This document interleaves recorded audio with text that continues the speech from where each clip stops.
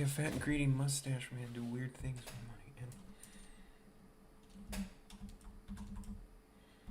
And draw Wario. And draw Wario.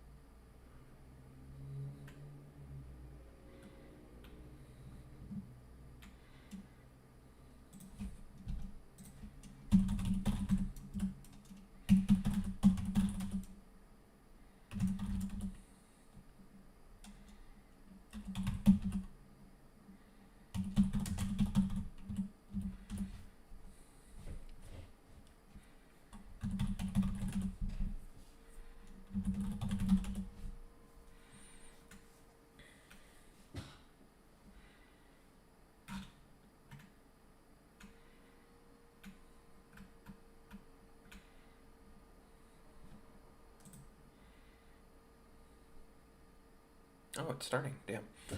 I was still editing stuff.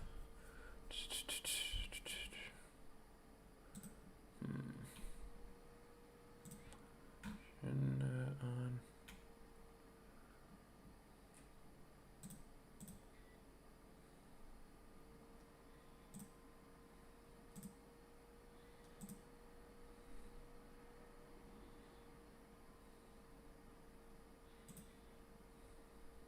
Oh, I got a few viewers already. Nice. Or is that just one and myself? Okay, now I'm just gonna share links and whatnot to, how do I, So this is a stream. How do I'm trying to,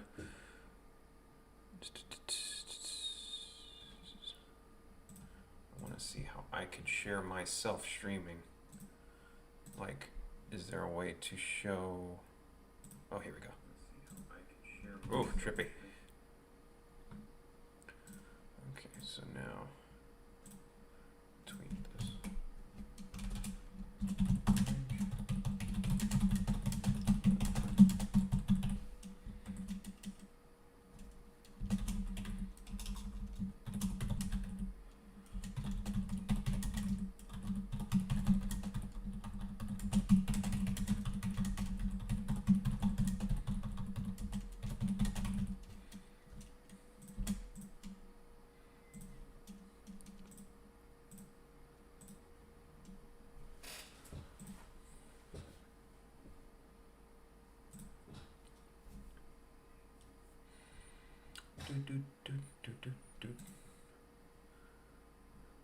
Oh, hey.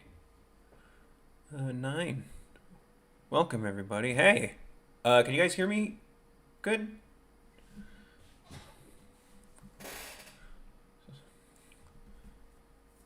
I'm mostly just sharing it right now because I thought this would take a lot longer to go live. But just sharing it with a few Discord groups and whatnot.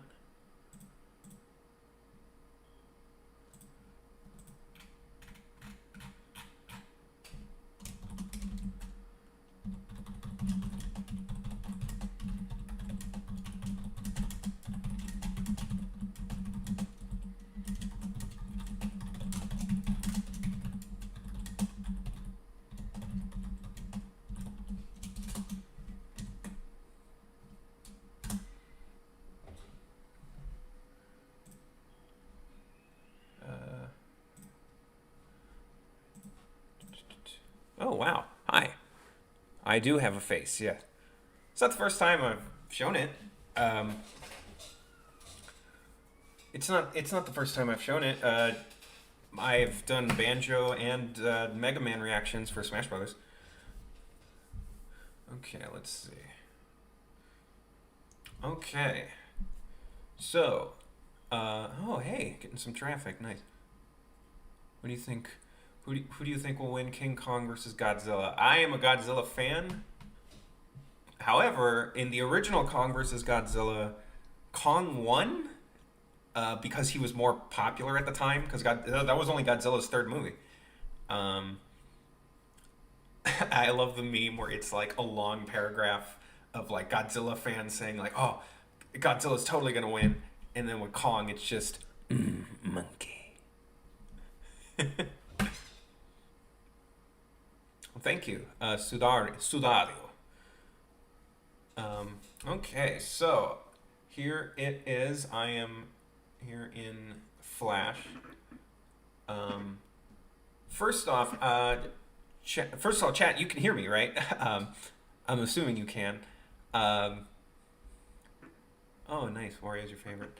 Um, so I want to, I'm gonna stream my art, but I kind of don't want you to hear it because it's gonna be a lot of like scrolling like this. It's gonna be like gross noise. I believe I kept it so that you can't hear the sound from Flash, because the song I use, I actually commissioned someone. His name is Zia Kodal. I hope I pronounced your name right. Uh, oh, you can't shoot. Shoot. You can't hear me.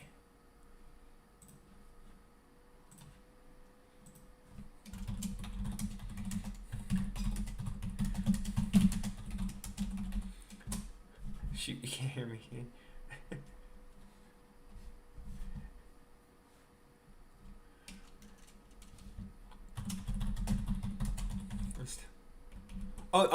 So you can. Okay, maybe it was Thought Patrol. Are you messing with me, or is you just volume down? Why did I say that? Okay. So okay. So if you can hear me well, can you hear this scrolling? Can you hear noise coming from Flash? I would say. Um, if you can't, that's good, because I don't like. I don't want you to hear it because I want the song to be a surprise. The song is the huge part of this animation. Oh, you do? Shoot. How do I? How do I turn off? Oh, okay. Here we go. Camera capture. So this.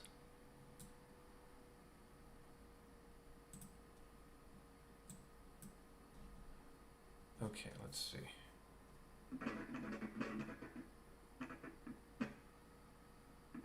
Oh, it's picking up from the mic because I have it pretty close to me. Shoot. How do I do this?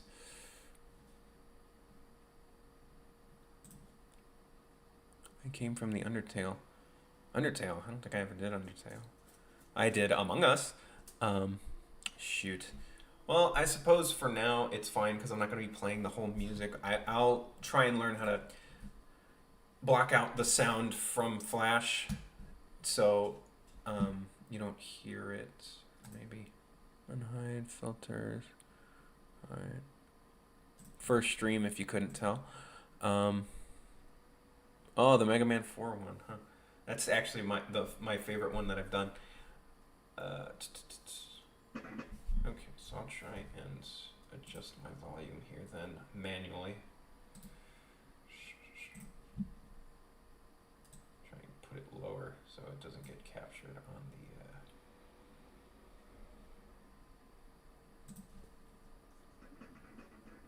Geez, it's still kind of loud. This big screen. Okay, so I think we're ready to start going. We are ready to start going. There's lots of animators on YouTube. No, I never even played Undertale. My girlfriend really wants me to, though. I just never got around to it, which is weird because I'm a big Earthbound fan and I can see the inspirations. But no, the last thing I did was the Vine Sauce's Watto one where he's like, Annie, you're my son, Annie, please. And he's just like dying. He uploaded that on my birthday, so last year. So I'm like, you know what? It's like a sign. I have to do this. Um, but now for Wario here. Okay, so what he's doing here, he's basically going like, yeah. All right, I was gonna do this on a different layer.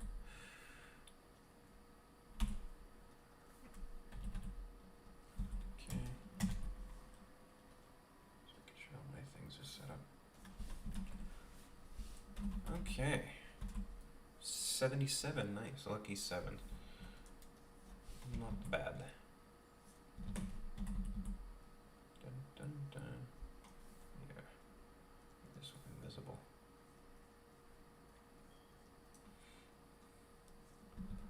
I may be a quote unquote heavy quotes professional animator, but I really got to work on my hands. Hands are not my strong suit. Hey, Sceptile and Golurk fans. Very nice. Golurk is my favorite Pokemon.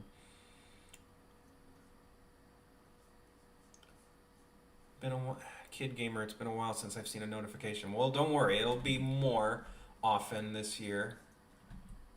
I'm kind of a hermit. I mean, we all technically should be hermits considering the situation. But I plan on, being a little more open. One of the main things I've been working on was a commission, so I'm under contract. I can't show that stuff yet. For an indie game, actually. I'm working on an indie game. Can't really talk about what I've been doing, but that's one of the main things I've been doing alongside this Wario project is just character animation for an indie game project. And it's some of my, I really can't wait till I could show you guys that because it's some of my best animation work and character design work. Like, I'm not gonna lie, I'm using my webcam as like a reference right now.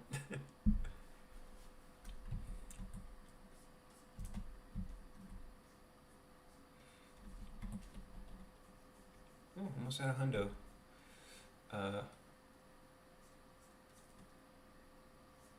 I'm a big fan of Wario. Is chat? Has anyone played any Wario games? Adventure game, not the WarioWare games. I'm talking about his actual action games. Wario Land, Wario World, even. I never played that one. Is it an RPG that has a sentient turnip with boots? No. No, it's not an RPG. You Mishkosh. I'm reading the chat. Wario Land Shake It HD. Oh, I wish. That game came out at the worst possible time. Like, PS3 and Xbox 360 were releasing their, like, golden boys at that time. I think Uncharted 2 and Metal Gear Solid 4 came out, like, the same month. So, like, Wario Land, even if Wario Land 4 was, like, critically praised with 10s out of 10s everywhere, it still wouldn't have sold. Because the competition was too fierce at that time. I think even, no, not BioShock, but it came out at the worst time. And it was expensive, I bet, because of all the frames of animation. Wario Land 4 is the one I got inspired to do this from.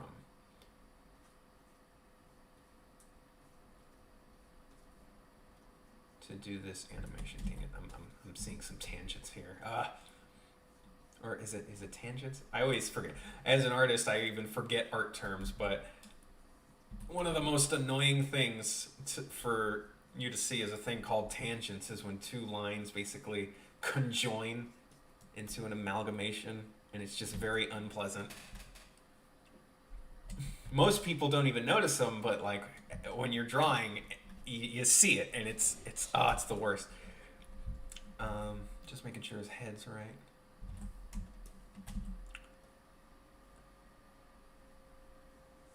at the same time, I'm gonna put this on a different layer. Actually, shoot, all my messy layers.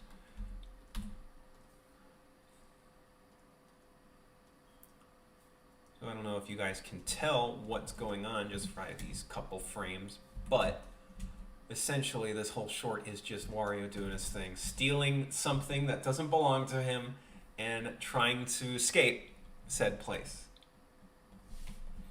I'm glad Wario Land 4 was a meme for a bit because it inspired me to play the game. Well, yeah, it's great. I love the game. It's pretty good. But it's the only one I've played. I've only played... I was... Okay, so the way I played Wario Land 4 was... if for anyone who bought a 3DS on launch...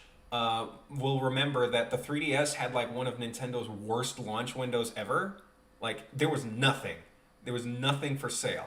The best game at the time was either another port of Rayman 2, like the 50th one, or a port of Street Fighter 4 for the 3DS. That was it. Nothing else was out. And the launch was so bad, Nintendo was like, shoot, nobody wants a 3DS. The gimmick wasn't enough to sell copies. Let's drop the price, and for anyone who stuck with us, we'll give them 20 free games. 10 free NES games and 10 free Game Boy Advance games. And one of them was Wario Land 4. And I still have that I have the memory, I guess, of the 3DS. I have the new 3DS because I bought the Metroid one when that game came out. And I transferred everything to that. But yeah, I still have the I think it's called the Ambassador Program. Because yeah, the launch of the 3DS was fucking awful. Oh, it was so bad. The weird thing about it though is for some reason, Virtual Console, Nintendo had,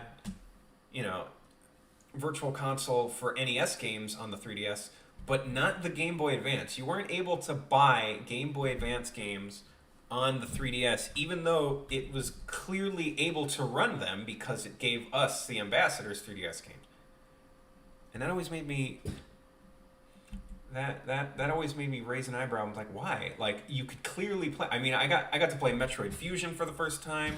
I got to play Wario Land 4. It came with Kirby and the Amazing Mirror, which is pretty fun Kirby game. What else did it come with? Oh, my favorite version of Yoshi's Island, the Game Boy Advance one, because it has extra levels. I pick it over the Super Nintendo one. Let's see. Why would they release Virtual Console Pokemon Crystal? Nintendo doesn't know how to release their old games at a reasonable time. They've been like this since the olden days.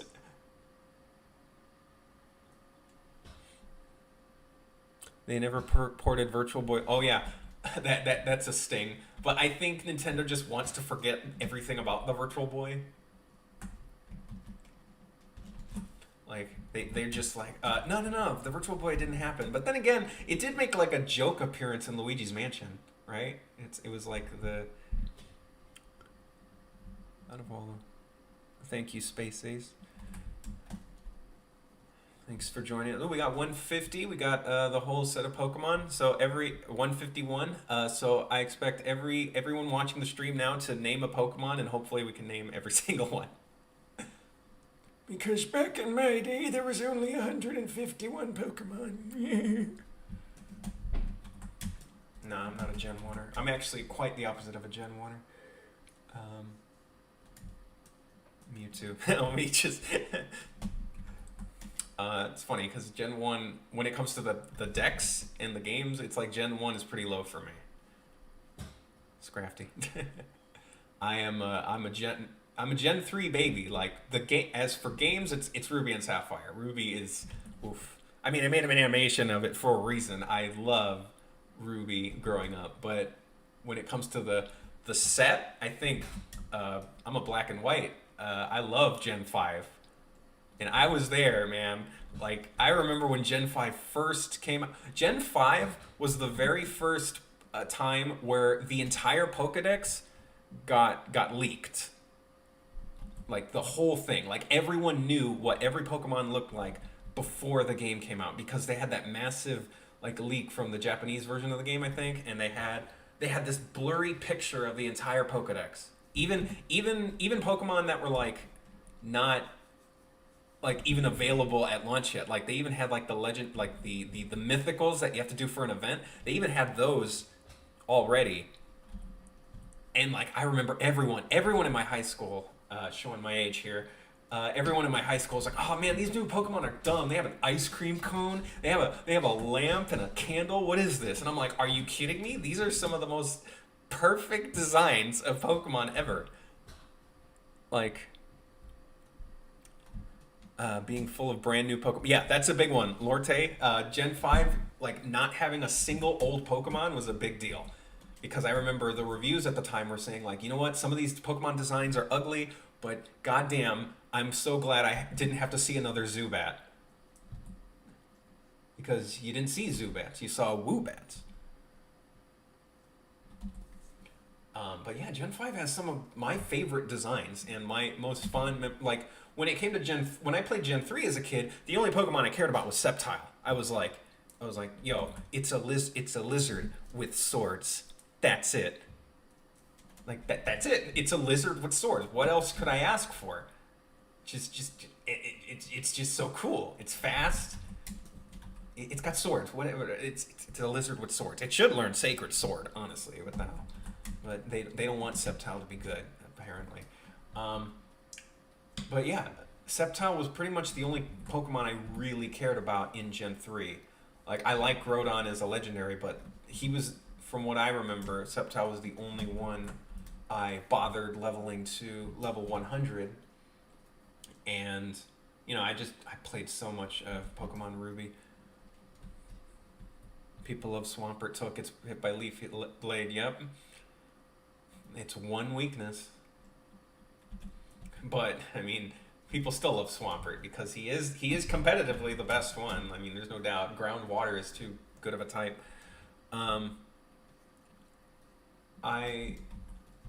But yeah, when it comes to Gen 3, Sceptile was the only one I was like obsessed with. But everyone, I didn't like hate any design. I did like a lot of them. I remember scratching my head getting Shedinja for the first time because I had the guide, and it wasn't very helpful with how to get it. It just said have a Pokeball in your bag, and it just said have a Pokeball when you're Ninjask level up. It didn't say that it would just appear in your party. It never said that, so it was really confusing. I remember always like resetting my game. All right, we've got 183. Hello everyone. I'm very surprised at the amount of traffic. So thanks everyone for watching. I'm just drawing Wario here. Just doing this little hand motion. In reality, he's more doing he's about to do like a fist pump. What was I talking about? Gen 5. So Gen 5, I just love every design. Like I can name like a bunch. Crocodile like was my main back then.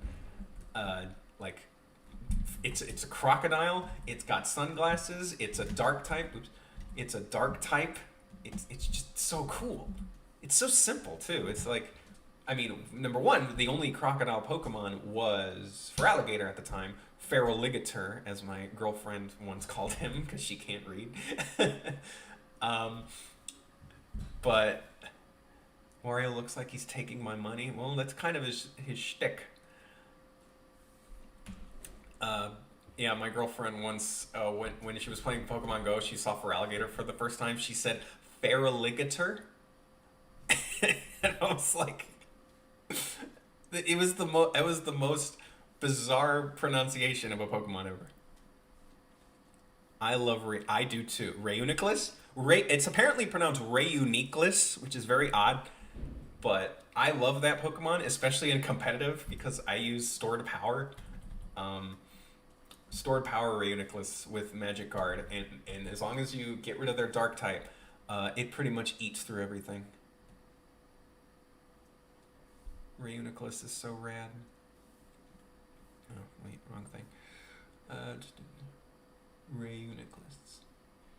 But yeah, Reuniclus was a great one. Sadly, I didn't get to have that one in my run because I got white version. Right? Did I get white? Yeah, I got white version, and he was exclusive to black. Let's see. Reuniclus. Oh, Sock and Throw? Space Ace? Yeah, I love them. I don't know why everyone's so mad at them. I love them. They remind me of, they're like the American versions of Hitmonlee and Hitmonchan. I love Sock and Throw. They're Ernie and Bert, but like badass. Did you ever see them in the anime? Like, has anyone here seen Sock and Throw in the anime? They use bulk up, and they look terrifying. They get like ultimate muscle swole, like they're like just, you can even just Google it, like Sock using bulk up, and it's like these shiny pecs that are like that will just crush you just by the sight of them. Like, my God. And I'm like, yo, this Pokemon is like, if it was real, it would just literally send you, it would cut your head off with a karate chop. Sock and Throw, yeah, I love them. I think they could use like an evolution or something though, because like, I don't know, Hitmonlee and Hitmonchan ended up having a baby, and then, or not having a baby together, but like a baby Pokemon, Tyrogue. So I feel like there should be something, I don't know about a baby, or like an evolution, maybe a joint evolution or something. Then again, sometimes single stage Pokemon is fine, but if they're gonna be single stage, they gotta like buff the stats. But don't get me started on the complete garbage balance of Pokemon, because that game is so imbalanced. I kind of hate it, and I don't even know why I play it so much competitively. I play on Showdown, for those of you who don't know. Hitmontop is the best. I mean, you know, it's fine. I mean, I find them all like awesome in their own way. I love all of them. The only thing that sucked about Hitmonchan is back in the day, back before the physical special split, when Ice Punch, Fire Punch, and Thunder Punch were special moves, and Hitmonchan basically couldn't use them. So there was like no reason to use Hitmonchan until they like fixed that. Mr. Mime has always been funny. Yeah, I like Mr. Mime. Honestly, okay, like, when it comes to Pokemon hot takes and stuff like that, I don't genuinely, for the most Pokemon, I really like their designs. Growing up, everyone goes through that phase where a new gen just doesn't hit it for you, right? Like maybe some people that were much older getting into Gen 1, and they see Gen 3 and they don't like their designs. Maybe they just stopped at Gen 4 or 5, etc. I personally stopped at 4. I was not a fan of the box legendaries of Gen 4. I don't like their designs at all. Especially Dialga. Dialga's body looks like it doesn't work. It looks like if it bends the wrong way, it might cut its own limb. Like, I don't like Dialga, like, at all. Its design, and I think it's like, well, I mean, it's an uber legendary. It is supposed to be broken, but like, I don't like Dialga. Palkia is not much better. It is a better design, but its head shape is a little, for lack of a better term, phallic. I'm not gonna lie. I don't like Palkia. And then, as I've mentioned in my redesigns, a lot of the Pokemon that evolved in Gen 4 really did not hit the landing. Like, I do not like Magnezone. I really don't. And that's because I love Magneton. I think it's just so cute. And, like, I could imagine having one as a pet and, like, feeding him batteries. But Magnezone, I'm like, what did you guys do? I get that it's a UFO, but why is it like colored wrong, and why is it like, its color is off, its shape is off. It's like it has like a red eye now. Like what? Oh, right, yep, Mish. I agree with that too. I think Rhyperior is awful design, and honestly, that one didn't need to exist. Like, why would you make an evolution of the first ever designed Pokemon? That one shouldn't have been touched. If anything, you should have finished the Kangaskhan line and make it official that Marowak evolves into Kangaskhan.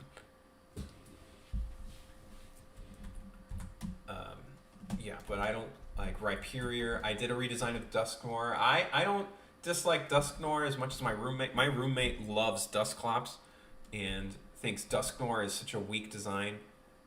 I don't dislike it, but I don't dislike it as much as the others. And that's not to say that all the evolutions from Gen 4 are bad. Like Rosaray's a pretty good hit.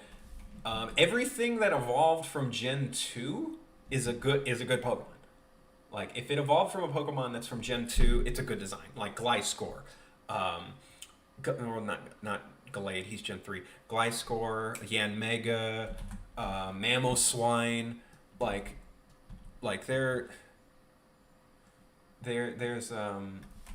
there's pretty good designs in Gen 4. I was just really stubborn back then, and I didn't even bother to buy. Well, not only was it like I didn't want the new Pokemon game because I didn't like the designs, but I also didn't want a DS because the very first DS looked so clunky and uncomfortable at the time. Like this is before the DS Lite. Like you ever see the original DS model? It is a clunky, like it looks like it's like an original iPad an iPad compared to a modern iPhone. It is clunky. It is so fat. Let's see. This is looking right. I gotta make sure. But Pokemon stuff. I can always gush about Pokemon. I mean, it is most by I guess statistically speaking, most of y'all probably know me from the Pokemon animations. They are the ones that get the most views, and it's the only one I did two of. Yeah, I did two Pokemon animation as opposed to Mega Man. I only did one. Mario, I guess technically I did two or three actually, because oh, now you guys are talking about Aegislash. I mean, I love its design. It's a sword. It's a sword, but it's also a sentient possessed sword. And fun fact about Aegislash: if you ever Google Golurk with Aegislash, my drawings are like some of the first Google images. Because the second I saw Aegislash, I'm like, dude, I gotta see Golurk holding the sword and the shield, and that would be the coolest thing ever. Like, man, you all know like how much I love Golurk. It is the best. Like, no contest. It's a mech, dude. It's a mech.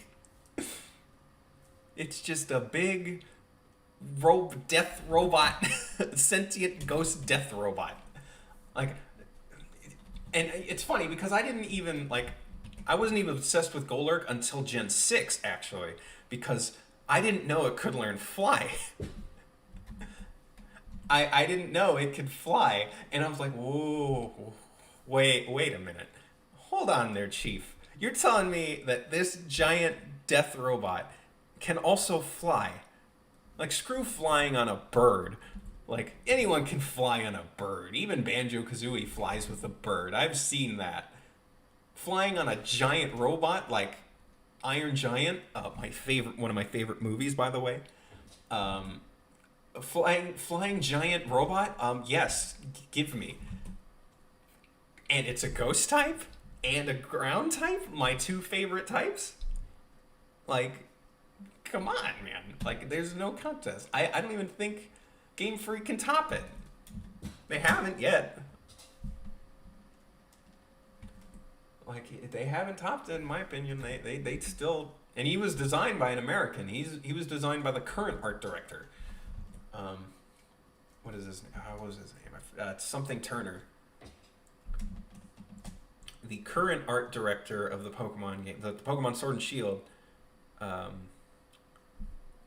he's the one who designed Golurk, which is rad, and which is the dream right there. Imagine being an American being able to work on Pokemon at that high pedigree.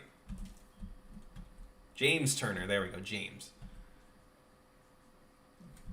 I wonder if he knows Jesse. What color did I make his buttons? All right, green. Oh yes, Wario's torso. You capture a Wario's muscles. Very good. Yes, give me your money. Gotta save. Man, I want Golurk so hard on my team. Oh, I use him. I use him in competitive. I am a defender of that Golurk should be in at least underused in competitive Pokemon. All right.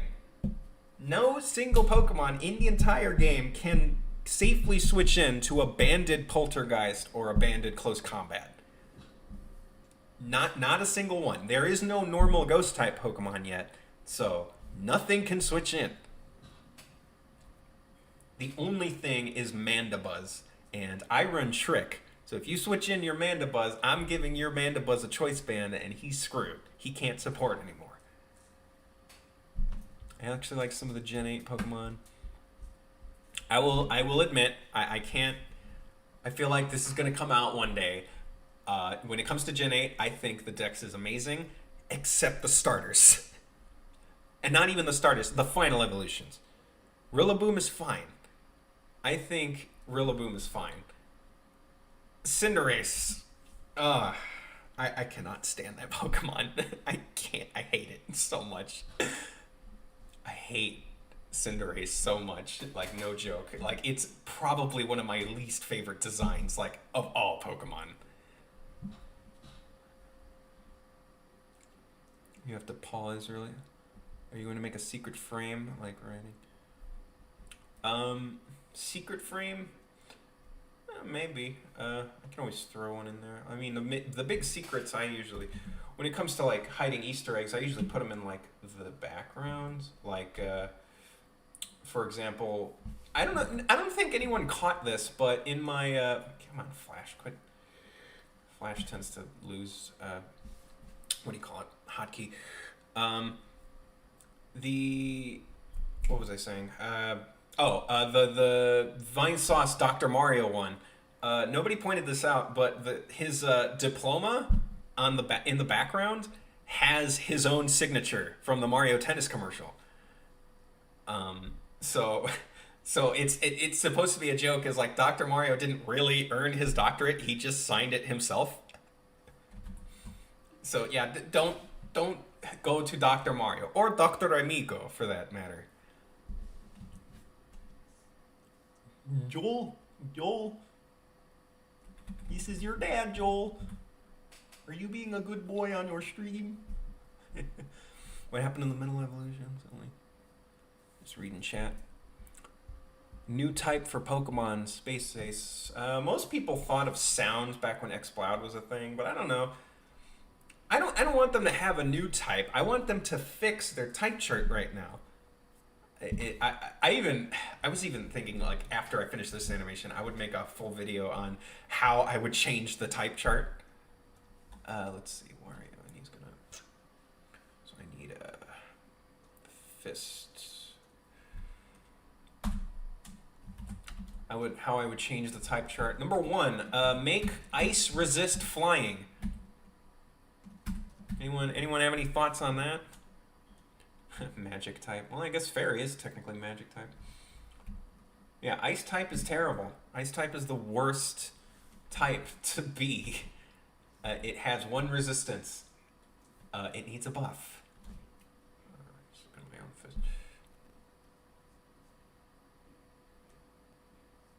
I have not watched that particular stream.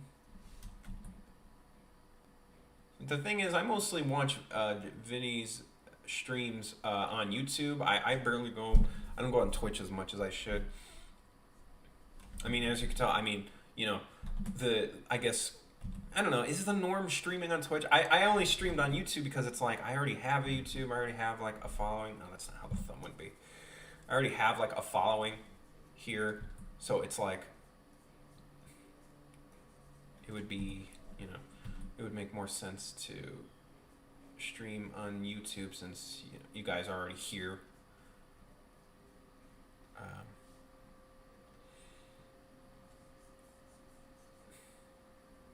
Oh yeah. I'm sure. It's just there's so many streams I should watch and whatnot. Yeah, I shouldn't be using a blue pen.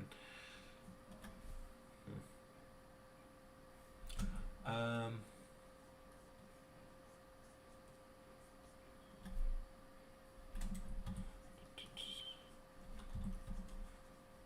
think one of the main reasons I have trouble with hands is because my own hands are very weird looking.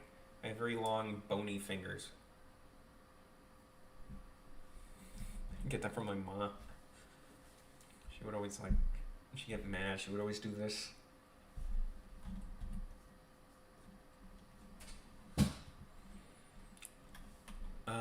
Yeah, the ice type needs some love. Yeah, that's what I was saying. The ice type is complete garbage defensively. And if it were to resist any other type, it should be flying. Like, it makes sense, because what are flying type attacks? They are either A, bird things, like wing attack, or peck, or drill peck, or they're wind attacks, like gust or hurricane. So number one, something that thrives in the cold wouldn't care about the wind. Like, if anything, something that thrives in the cold would like wind, because wind is cold. And birds always have trouble flying in cold climates.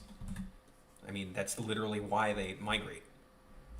So ice should 100% resist flying. And it's the only type I can think of that would make sense for another resistance.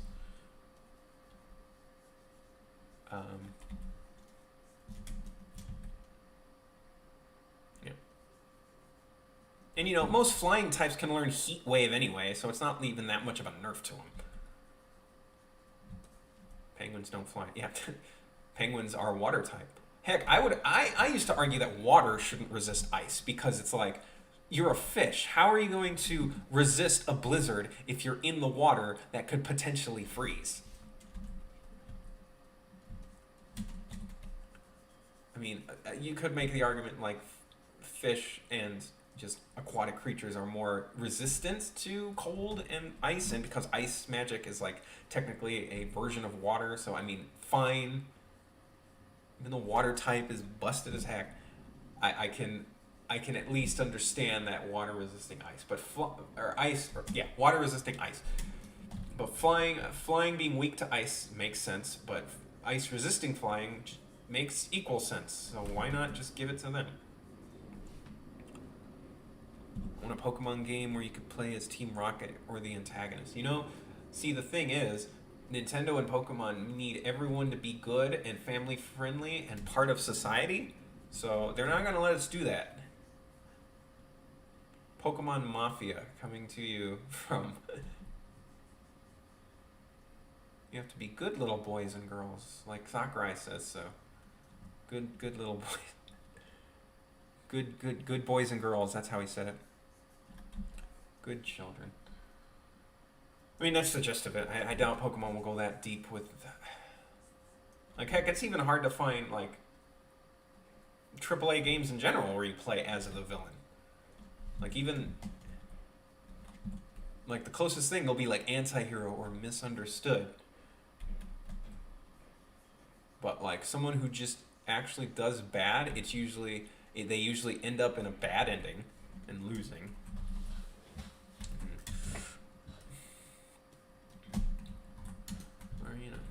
But yeah, honestly, when it comes to Pokemon, like the story will eventually unfold, and it's honestly the less important part. Like, the most important part is the actual Pokemon themselves, and they've been good. Again, besides them starters, like Gen 8's Pokemon have been good.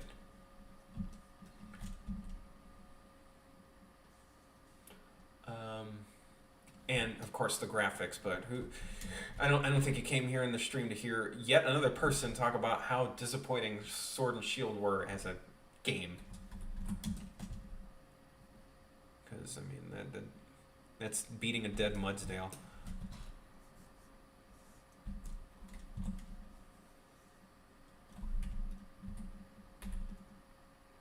I mean, I guess that looks fine.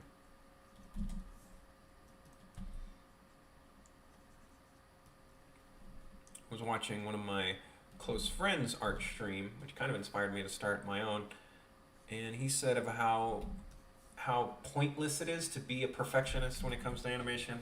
You kind of just want to finish it, which great. I have been a little bit too nitpicky with this particular cartoon, which is why it's probably taking so long. So I'm deciding to try and loosen it up, try and get it, just let it flow. Because you really just want to get more out there. I mean, you know, it's no secret that YouTube more rewards multiple faster videos as opposed to something slower and, I guess, something that takes more time to make, I guess, is the best way to put it. And it's like, you know, I mean, that's fine. I mean, I hope there's a way for both types of art to be uploaded, but it is a lot harder to do these longer animations.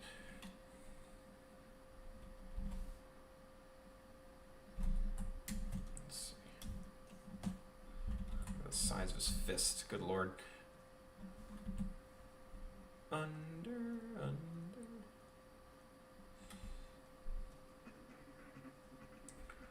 Here's a little cheat I usually do.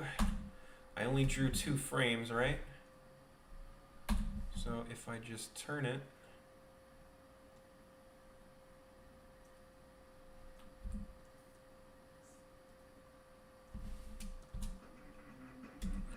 I only drew 2 frames, but now it looks a little more like he's grabbing. Just because a little bit of motion. I do that sometimes. But it doesn't look that good right now, but I probably need some more shoulder movement.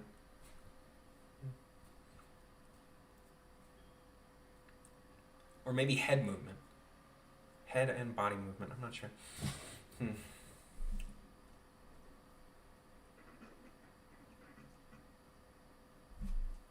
Like, visual, the movement in my head, he's like this.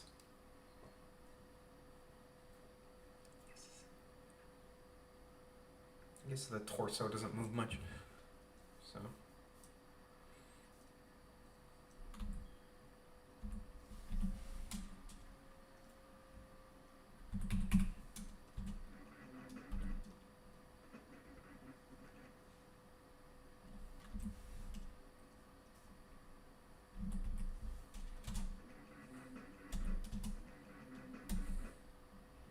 I think the problem is his hand is angled higher than it should be, so it should be down here.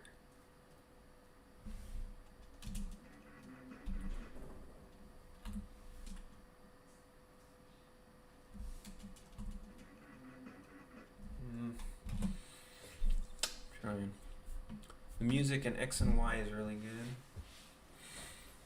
good. Oof. Yeah, I think so. Certainly at a different tone with the battle themes, though. Because, like, if you listen to the battle themes of Black and White or Diamond compared to X and Y, there's hella tonal shift.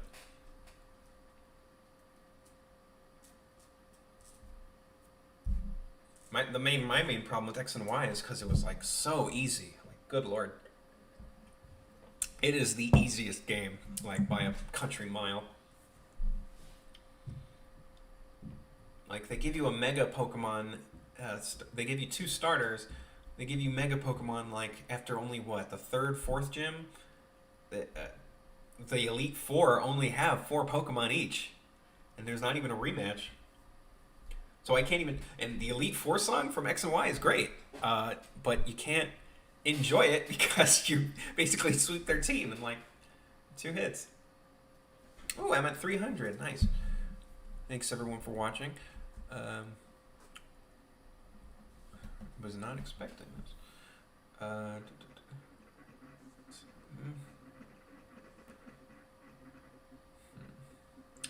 It's a rough one.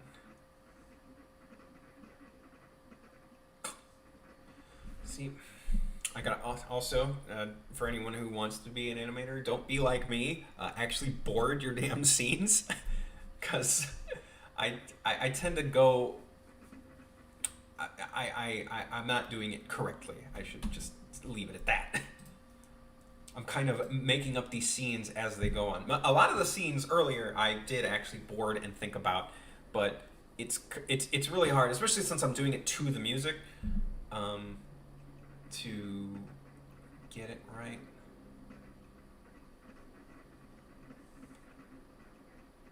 So we hit a hammer brother. So what happens here is a hammer brother throws a hammer at him and he eats it. He spits it at him. Hits him in the face, and Wario's like, yeah, I got him. And then he's gonna like go to the next screen.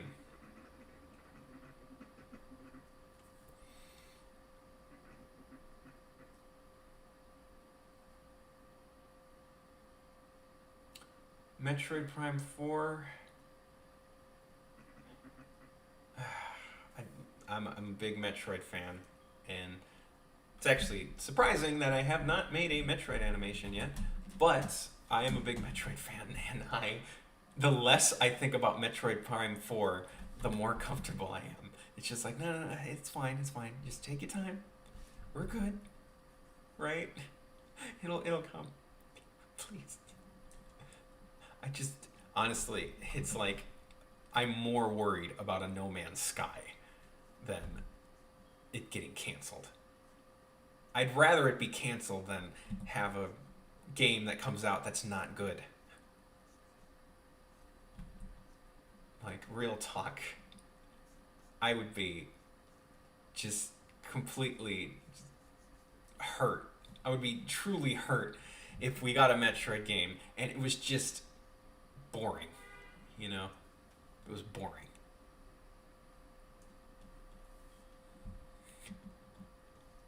Me too, I'm worried about the game's development. I mean, development will always be a difficult thing. Like, let's not fool ourselves. Like, video games are hard. Like, how little this matters. I went to college for game design, right? And I took one programming class, and well, it was like the one of the mandatory ones, and I'm like, nah, I can't do this, man. Programming is way too big brain. Like, it took like 5 lines of code for me to just create a circle. I'm like, nah, I can't do this. Funnily enough, my first Metroid game is the first one. But when it was released on Game Boy Advance, not Zero Mission, the NES like classics that they released on Game Boy Advance. That was my first time playing Metroid, and I love that game. I love the first one more than most people. Most people are like, this one's old and bad, and there's no map. And yeah, it's true. Oh, I tried Hollow Knight, and I'm not a Metroidvania person. Oh, that breaks my heart, man. Hollow Knight is a top fiver for me. Love that game to death.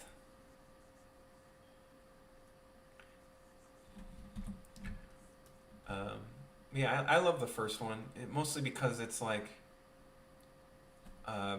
so it doesn't really. I would say it doesn't waste your time getting into it, but it does waste your time when you're getting lost. There's a lot of dead ends. There's a lot of rooms that look exactly the same. Like, I would argue that Metroid 1 is not a very good game, but I still like it a lot. And fun fact is, I've been playing a bit of Mega Maker lately. I got back into that. Maybe some, I did share the stream with the Mega Maker Discord, and maybe there's 1 or 2 people that came from there. But the first thing, or not the first thing, but one big project I did for Mega Maker, I made the entirety of Metroid 1 on Mega Maker. Like, everything. The power-ups, the rooms, the elevators, the boss battles, everything. Like, the whole game. And you could play it. The thing is, it takes like 20 minutes to load the level, but I made the whole map.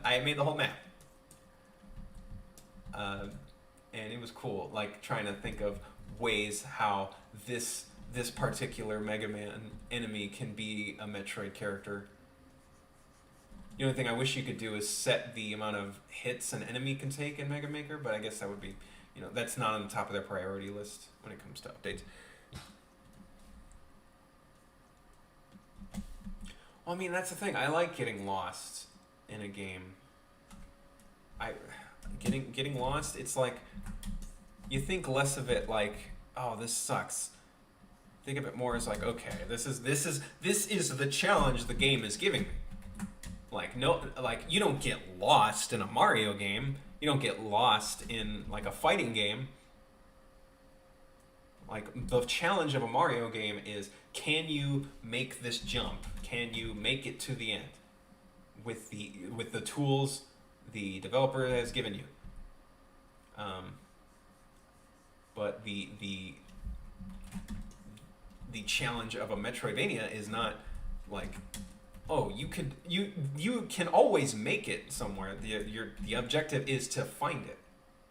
It's like a maze, like a literal maze. Puzzle mixed with a maze, I would say.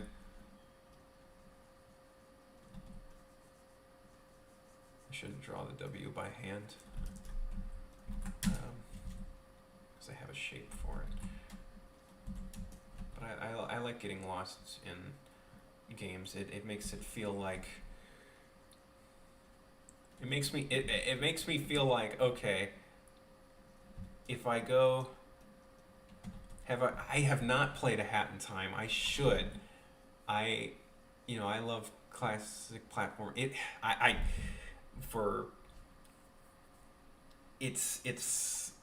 I did purchase Ukulele instead. I'll just say that.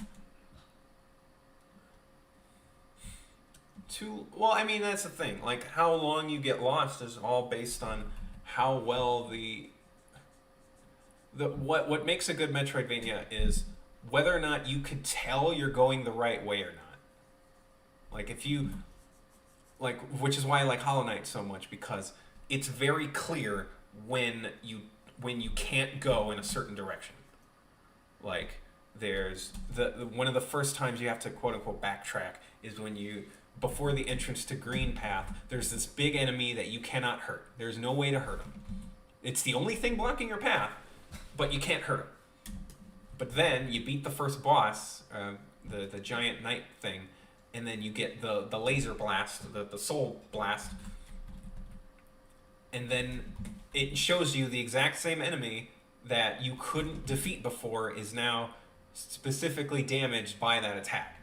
So now you would be like, oh, okay, now I know I can go back to that enemy, and I know that that's the next way to go. The progression it's almost like the progression has to be both obtuse and clear, and it's a very hard balance to do, but when it's done, it's amazing. Now, I wouldn't, like, Hollow Knight is a top fiver, like, for me, but I wouldn't say it's a perfect game.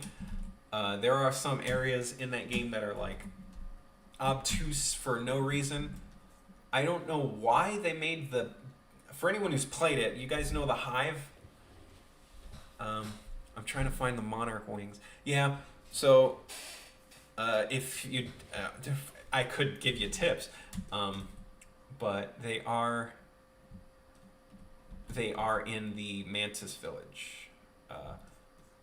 That's one thing I would say is sometimes the progression is like one little thing, like, well, the Monarch Wings.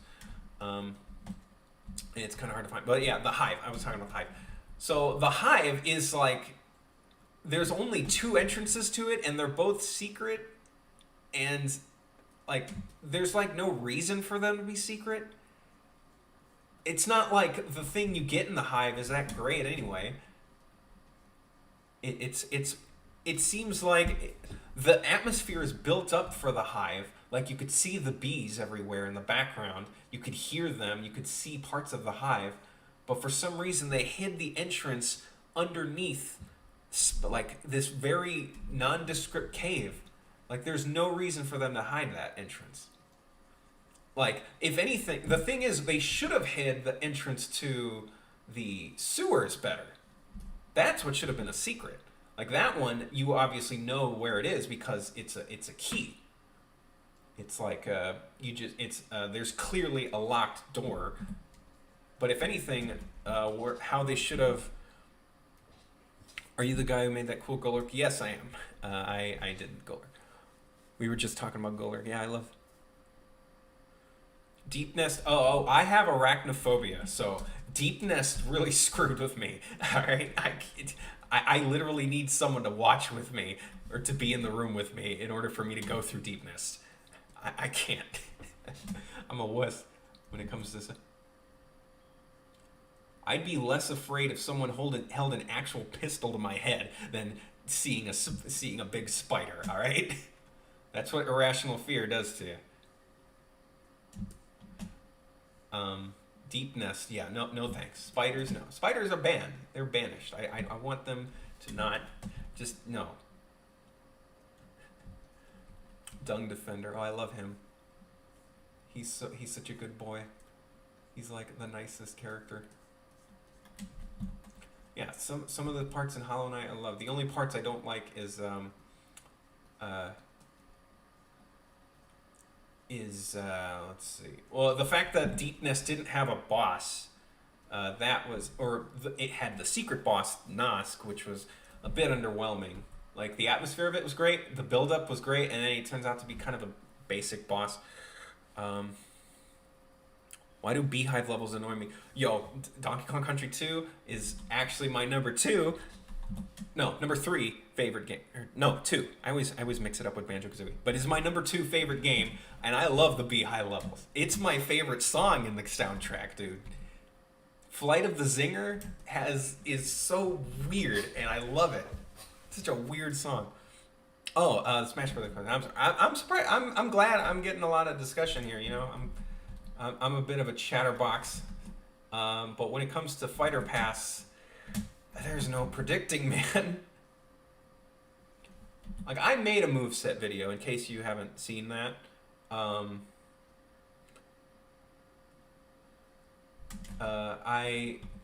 I made my most wanted character. Well, my most wanted character for Legacy's sake is Doom Guy, only because Sakurai flat out said, "Hey, this is a video game that's supposed to be all about basically the history of video games. Where the heck is my first-person shooter rep? I don't even play first-person shooters that much, but you can't ignore the fact that they are one of the biggest genres of all time, and you don't have not one first-person shooter rep. Multiple RPGs, multiple strategies, and multiple platformer, not one first-person shooter rep. That needs to be fixed, because that's if you're gonna make video games, the video game, you need a first-person shooter. Next to Rayman, yeah, Rayman, man, I feel like he would be like fit right in back on the Wii U days, because Ubisoft and Nintendo Ubisoft was the one company that actually had somewhat faith in the Wii U, and with Rabbids and all that. Rayman, I've only played the recent Legends and Origins, and I love those games to death. Origins is in the top 10er for me. I like Origins more than Legends though. But my number one pick for Legacy's sake for Smash would be Doom Guy. Number one hype pick would be the Skull Kid, or just something that represents Majora's Mask mechanic. Like I want that to be acknowledged, and not only would it be an awesome moveset, but it would be finally like something to fill out fill out the Zelda world first off, because why there's no damn good reason there should be more Fire Emblem characters than Zelda. All right, you could be the biggest Fire Emblem fan in the world, and you can't look me in the eye and say that Fire Emblem deserves more rep than Zelda. That is just factually wrong. Zelda is like Nintendo's number 2. Like, bro, it's Zelda. Zelda has concerts. Zelda has Game of the Year all the time. Zelda's the console seller. Worldwide seller, mind you. Even it, like, people like to say that, oh yeah, but Fire Emblem, the mobile game, is selling a lot more than any Zelda. I was like, well, yeah, the mobile game, but mobile, yeah, well, by that logic, Angry Birds should be in Smash. You know? Like, Zelda as a franchise is hella more recognizable than Fire Emblem in, like, every meaning of the word. Like, you could buy Zelda merch at Target. You can't buy a Fire Emblem unless there's like an amiibo that nobody's buying. You don't buy Fire Emblem merch at Target. You know, you can't. Like, Link is almost as recognizable as Mario. You know, or he's up there. They're up there with Pokemon. They are iconic characters. Like, so. And, you know, I don't even care that there's 8 Fire Emblem characters. There could be 10 Fire Emblem characters, but if there's going to be 10 Fire Emblem characters, there should be 11 Zelda. That's my issue. It's not the amount of Fire Emblem characters that's the problem. It's the fact that there's more of them than there's... Well, and that's fair. Like, not even everyone's into Zelda. But neither of them, not even 2D or 3D. That's interesting, because they're very vastly different. A 2D Zelda is like so different from a 3D one. But regardless of whether you could get into Zelda or not, you could definitely recognize them hella more than you can recognize Fire Emblem character. Heck, Fire Emblem doesn't even have like one iconic character. Some would argue Marth, but he's not even in every game, you know?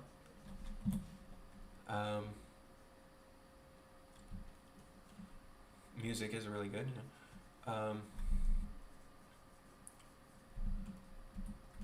Oh, cleaning up. Just like in real life, it's pretty boring. But let me think. But yeah, I think Zelda needs more representation. And like Skull Kid or Mask Link or whatever. Xanth Smash. Oh, thank you for the Wario compliment. I think having the character be Mask Link would be perfect, because that also represents like all the different, you know, races. Like, it's not just, oh, this is a representation of Majora's Mask. No, this is a representation of the Goron tribe, the Zora race, and the Deku, and Skull Kid. If he was the one wearing the mask. So that would be a triple hit of representation, which would be perfect. He could even change some of the spirit battles for, like, Daruk from Breath of the Wild could be the Goron form of Young Link or Skull Kid or whoever. Because yeah, like Zelda, it's not just Zelda, Link, and Ganon. Which, by the way, every Smash playable character is just a version of Link, Zelda, or Ganon. Which is a damn crime, because there's more characters than that.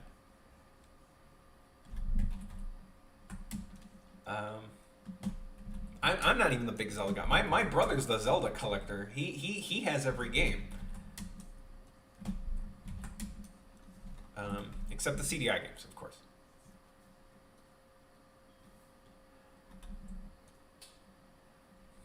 I don't even think the movesets, well, maybe. Personally, I think Young Link should just be replaced with a Mask Link, and then just give Young Link's attributes to Toon Link. Like, Toon Link, And also, I'm probably a minority in this, but I really want Link to be back to Twilight Princess Ocarina of Time style. Uh, Only because that the Breath of the Wild Link is one game as opposed to the whole franchise. Like, and it's just a little pet peeve of mine that the green tunic and the green hat is now a secondary costume as opposed to his default look. CDI Link. CDI Link for Smash. Golly! Speaking of CDI Link, this is another reason I don't like the Fire Emblem characters. Listen to Corrin's victory animations in Smash. He literally does the CDI Link, I win! He totally does that. For one of his victory poses, you will never unhear CDI Link just going, I won! Yay! Like, he's so generic. Why? Fire Emblem, I've never played your games, but I'm sure you have more memorable characters than that. Come on. There's no way you could be that popular without someone cooler than CDI Link. I win! Yay! I did it! Sorry, I'm getting real itchy. Gets dusty in this room. At the two hour mark, nice. I think that's about time for. Well, not. I won't leave you too long. I'm just gonna refill my water. So I will burb. Here, just refill my water.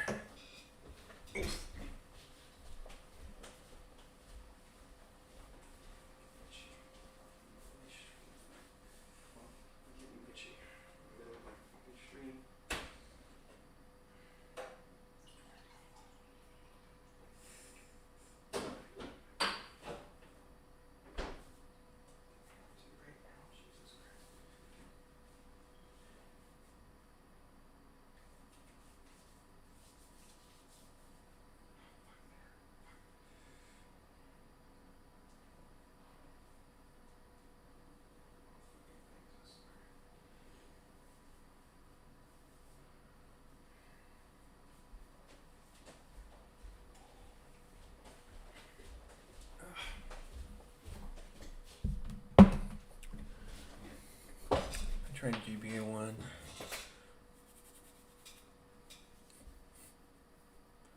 There are Pegasus and Fire Emblem. Yeah, I'm sure there's like other types of like classes and stuff. Like I'm pretty sure like one of the biggest jokes is like Fire Emblem is not just swords.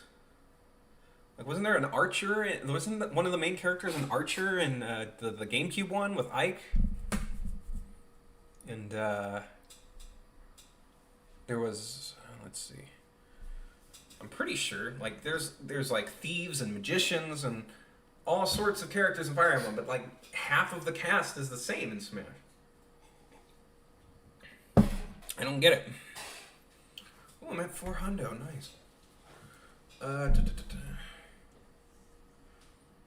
Any of you guys out there get like itchy when it's like really hot? Because I have that.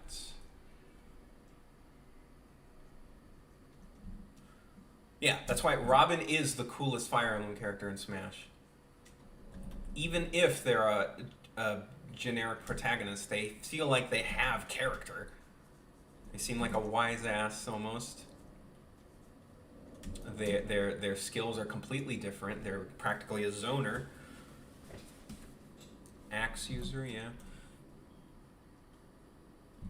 Like, Marth and Ike are different enough from each other because Marth is a quick swordsman, Ike is a big swordsman. That's enough of a difference. What about Byleth? Oh boy. Now, on one hand, yeah, it's awesome that Byleth has a unique moveset with a bunch of different weapons. Did they have to make a fucking ugly character design? Like, seriously, why is Byleth's character design so ugly? Like, it's horrible. What are they wearing? What is that? Like, it's got fake sleeves. The girl Byleth has, like, those weird, overly designed tights. Like, what? She has armor that only covers her torso because you gotta show that skin in the middle of war. Imagine being hot in the winter. Oh, that's my analysis. Yes, it is hot over here, Moniz. It's very hot. It's scorching. In this building, at least. But, yeah, why is Violet so ugly? It's such an awful design. It makes me upset about... Oh, I was talking about how Violet's design is one of the worst ever of a character design. Like, what? It's bad. It's pretty bad. Violet's character design is just everything wrong with over designing a character for unnecessary types of appeal. Like, just even looking at their poses in like the Smash render, you could see how female Byleth is like doing this awkward like pose just to show off her torso, but also a bit of her leg, and like it's unnecessary. And the tights are overly designed. The coat doesn't need to be there. Yes, thank you. Couldn't have said it better. Hey guys, look at the hot warrior waifu. That's it. It looks like my stream took a dip after my stream audience took like a little dip after talking bad about Violet. Why are you booing me? You know I'm right.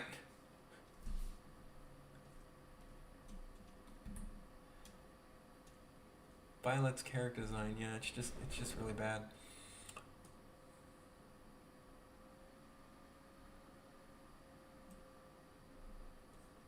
Oh, hey there, Zia.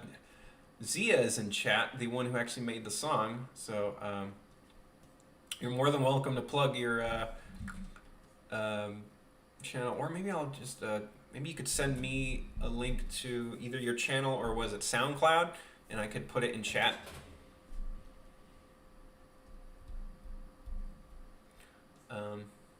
But yeah, Zia, Zia. Am I saying it right? Zia, right? Is the one who made this song, which is 100% the driving force of this short. Like without the song, this wouldn't be nearly as funny, and which is also why I don't want you guys to hear it yet, because it's kind of the joke, or at least I wouldn't want to hear it on my stream. If you were to hear it, it should be on Zia's channel or something. Like if they want to post it, I wouldn't. I plan on this thing being done before March ends. So like that's my new time goal. It smells like shoe. El shoe. Oh, I have a link tree that has all of them. So how is the full Twitter username set? Is it Shoekotel? Shoekotel? I should know how to pronounce this. I feel my Hispanic side is like the blood in me is like not showing. Shukoat. Okay, cool. Shukoat. That could have been Daisy, but she's a clone. I think Daisy should all of the Echo Fighters need differentiations, if that's a word, in their movesets. Daisy should have been more power, less speed. 100%. Or, no, more power and speed, less recovery and mobility. Daisy shouldn't have been able to float. She should have had a triple jump, because that's what she has in Super Mario Run. Daisy should have been agile combo heavy Peach. And then, not only that, but notice when Daisy uses her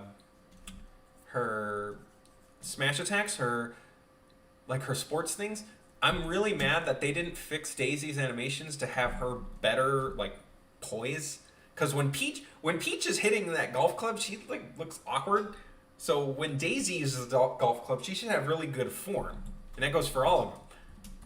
Mallow for Smash. Oh no! Don't remind them of Gino.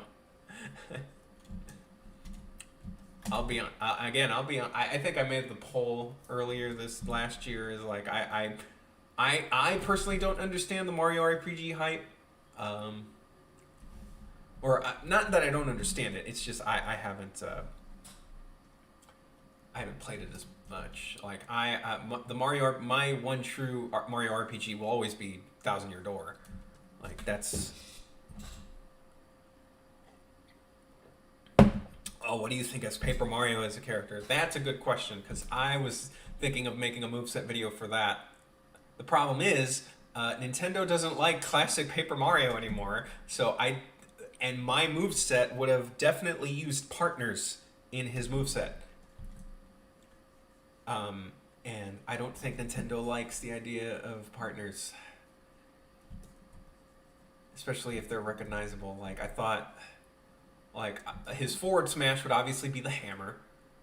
I thought of his up smash being he does the from Thousand Year Door. You know his third jump, the crumple one. He like crumples up and then just punches does a super jump. That would be his up smash, and it would be unique in that it's actually also a jump. Oh, thank you, Blake. I'm glad people like my smash ideas. And what did I make his down smash? Oh, I made his down smash where he gets a Koopa partner. It could be Cooper or the one Koops from the first game, and he just spins the Koopa around himself. Like sort of like how Sonic does his old down smash in Brawl, where it's just like a spin. I made his up tilt. He holds up Bobbery and he just explodes. Then I make his forward tilts. What did I make his tilt attacks? I don't remember what I made his tilt attacks. Paper Mario. Oh, I made his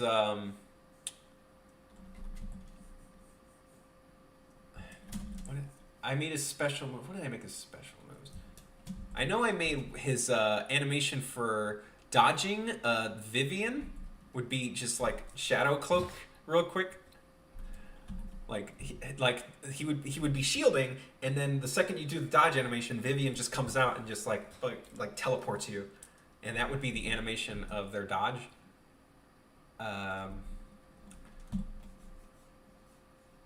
I don't remember what I made as specials though.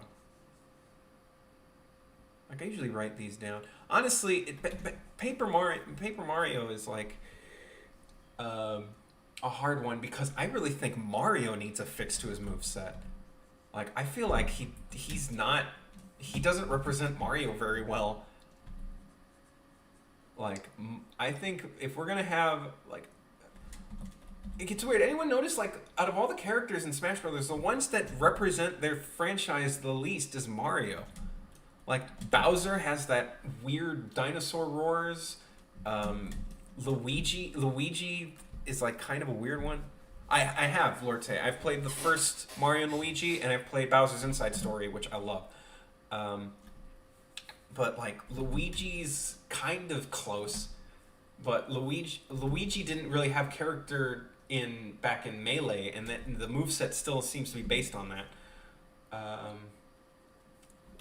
Mario is generic McProtagonist for some reason, and some might say that's accurate, but I would say Mario is supposed to be Mr. Happy, jovial. If anything, Mario should be similar to Pac-Man in the way he expresses. Notice how Pac-Man's always smiling. He's always got that big goofy smile on his face, even when he's getting hurt. That's what Mario should be like, or for the most time. Donkey Kong's moveset just needs a little bit of changes, I would say. There's two things. Number one, change his spinning Kong to side B and make his up B the barrel cannon. Right?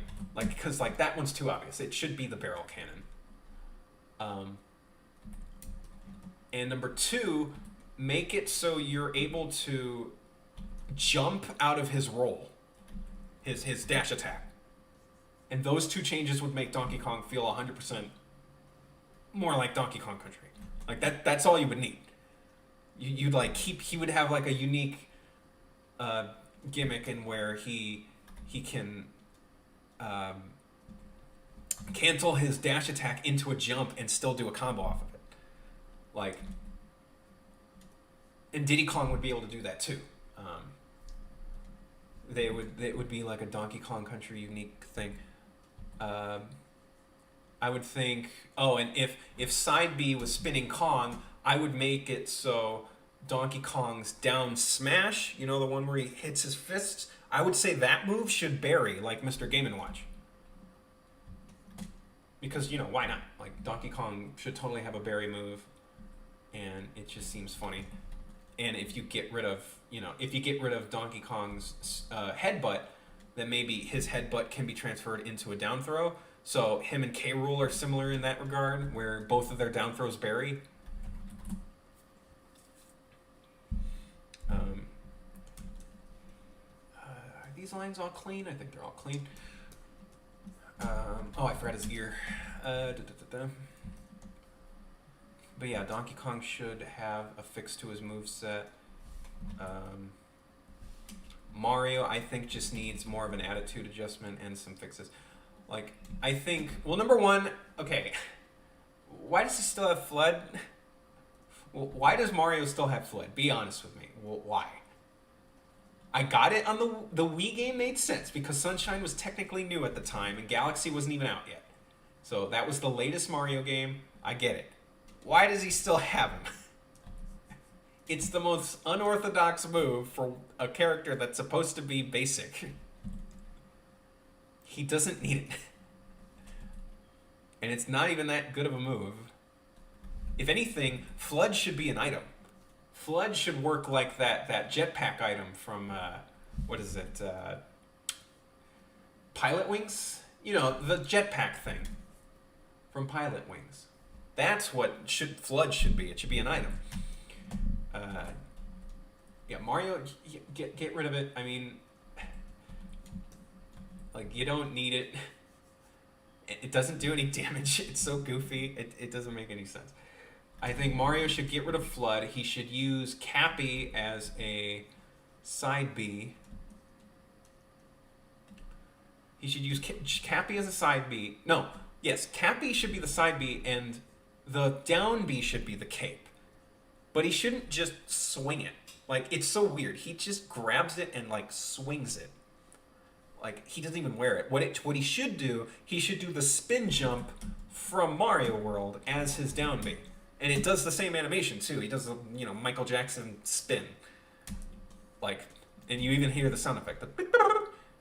And it does a little hop, which if Mario lands on an opponent during that little hop, it buries him. So Mario can, like, have more combo potential with that. And it still reflects projectiles, just like the current one. Well, it's honestly, okay. All right, Lorte. Yes, thousands of people have made the amazing connection that a person named Mario is a big fan of Mario and also went to school for game design and also is obsessed with eating mushrooms. Also has a mustache that he refuses to shave.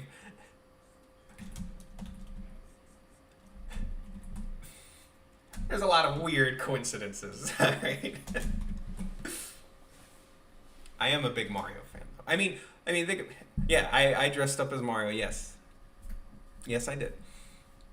I don't think I look good in red though. But, yeah. When you're a kid, most people have knowledge of what's called the mine phase when you're a kid. Like, I think it's like the terrible twos or when you're a toddler. Imagine being a toddler with the mine phase and things have your name on it. Like, that's just like, you kind of can't avoid it, really. Like, any Mario related thing, it's like, I want that because it literally has my name on it. Like that old thing that, like, siblings would tease each other. It's like, I don't see your name on it. And I'd be like, motherfucker, yeah, you do. It's always on it. That's mine. It belongs to me. I keep looking at the mic. I should be looking at the camera.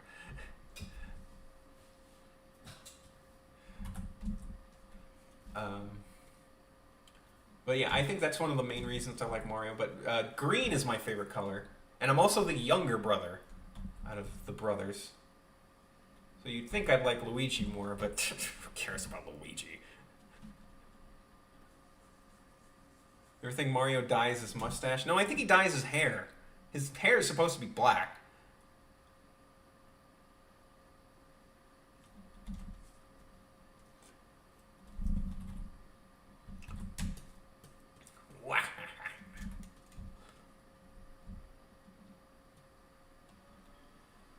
Logan. Logan. Oh, if you're named Logan, that means you could be like, oh man, Wolverine, Snooky, Snooky, Schnoids. If anyone gets that reference, kudos.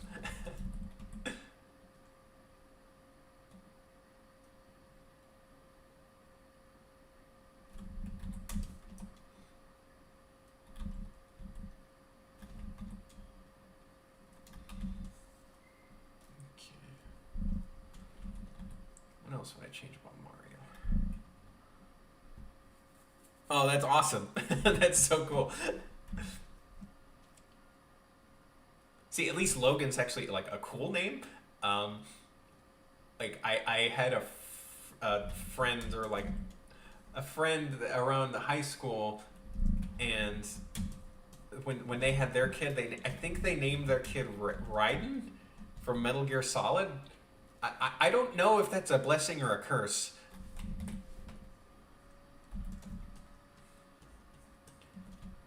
It's not like Raiden's a bad name, but the reasoning, I don't know, isn't Raiden from Metal Gear kind of a weenie? Like, sure, he's like a ninja badass, but like underneath all that, isn't he like literally the joke edgelord? I've never squeezed my. Yeah, I was waiting for someone to say that. Raiden, squeeze my hog. Oh God, Metal Gear. I've never played a Metal Gear game, but I know of the voice. It's pretty good. Otacon, this guy kind of gives me the creeps. That's Wario Snake. Is it a good Snake voice? I don't know. I mean, I don't play Metal Gear, but I try. I always did want to do voice acting. After all, my face is great for voice acting.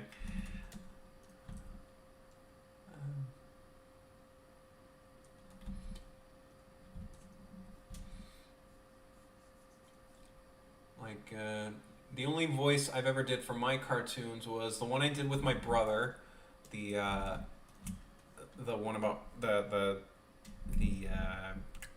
Walking Dead joke, and the Guzma one. If anyone's seen that, I did. Yo, you want to see what destruction looks like? It's your boy Guzma. Yeah, that was me. It's your boy. It's your boy, Guzma. I love Guzma. He's so great. Best quote unquote villain. Guzma. How much you guys want to bet that Guzma stands for Guzman? And he's just like a Hispanic.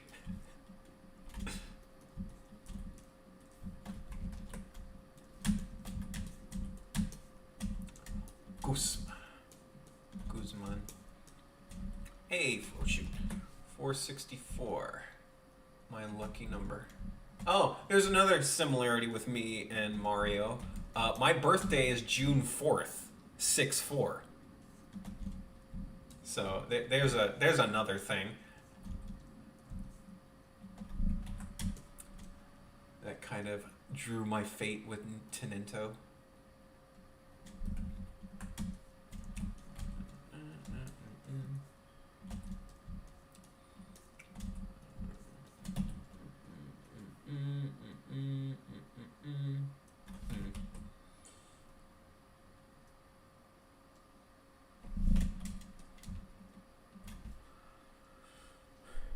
Oh, really? Birth June bugs. We are. That's what my mom called my brother. because he's a junior. He's named after my dad. Junebug. Nintendo is stealing your identity. I mean, I guess 64 is unanimous with Nintendo only because they actually named it after that, but like 64 bits is not exclusive to Nintendo. 64 bits, 32 bits, 16 bits, 8 bits.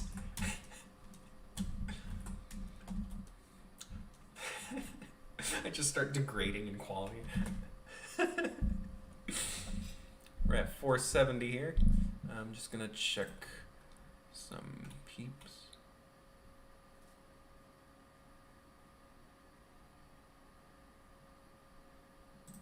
Lamp oil, rope, bombs. You want it? It's yours, my friend. AVGN, yeah. Angry video game nerd. just adjust your resolution as it's going. 4 bits, 2 bits, 1 bit, half bit, quarter bit, the wrist games. my favorite AVGN joke is the Atari Sports episode where he's just playing this shitty football game for Atari and he gets a touchdown and he's wearing the fucking the fucking soda drink hat and he just like goes to the camera. He's like, touchdown!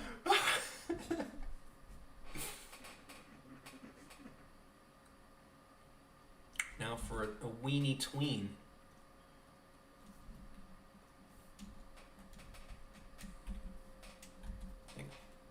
Come on, Flash. Oh my god.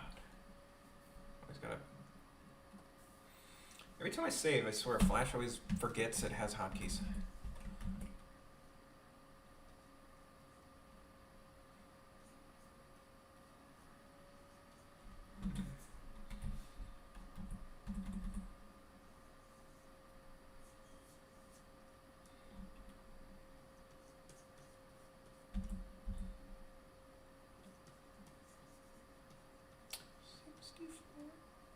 Want to listen to some tunes?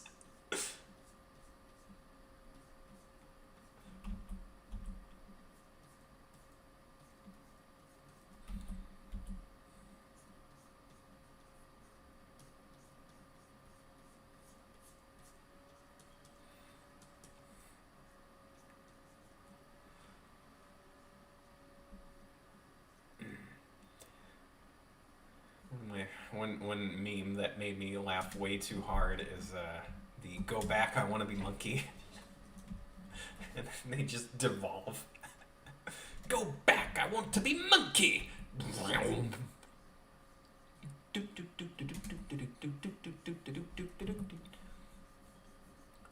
Actually, speaking of music, or at least me mouthing music, how does music work on streams like this? Because like, won't Nintendo be after my ass if I like played music in the background?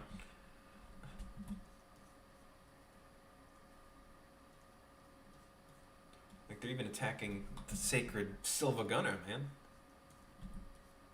The grandest of YouTubers.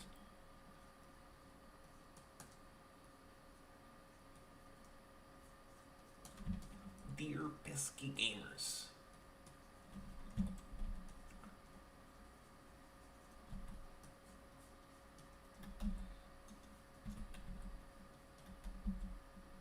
Got 19 or 19 viewers at the moment.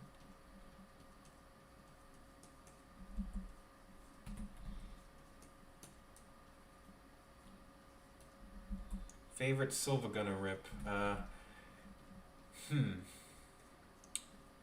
At first, I was gonna. Is he the one who did creative exercise with Who's Been Drawing Dicks? Was that him? Because if it is, it's that one.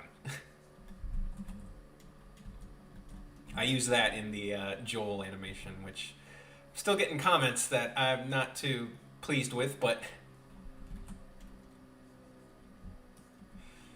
Yeah, I love that.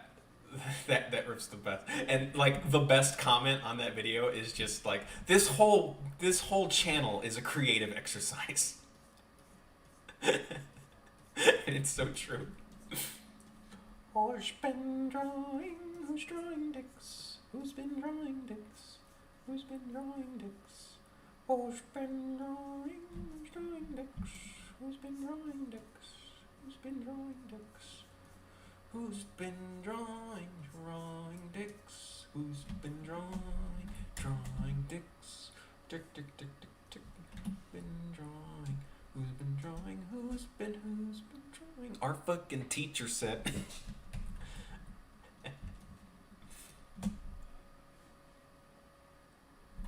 I don't think I've heard that one, The Heart of Nova.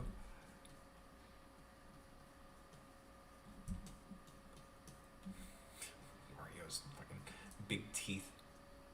Growing up, I believe Yoshi was my favorite character because I'm a filthy scaly. But I think nowadays, I think Wario's warming up to be my favorite like Mario universe character. I mean, I'm still gonna pick Yoshi all the time, but Wario's the only Mario universe character that has like motive, real motive, besides just like, oh no, Peach kidnapped again. God damn. Better go rescue her, I guess.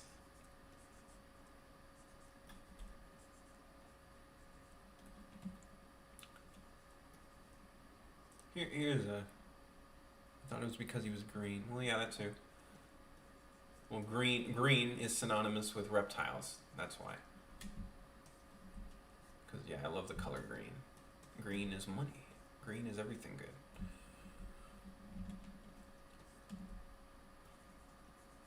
Okay, Wario. Okay.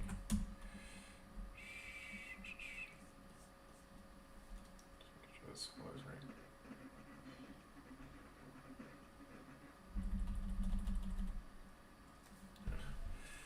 Oof, size is a bit off, but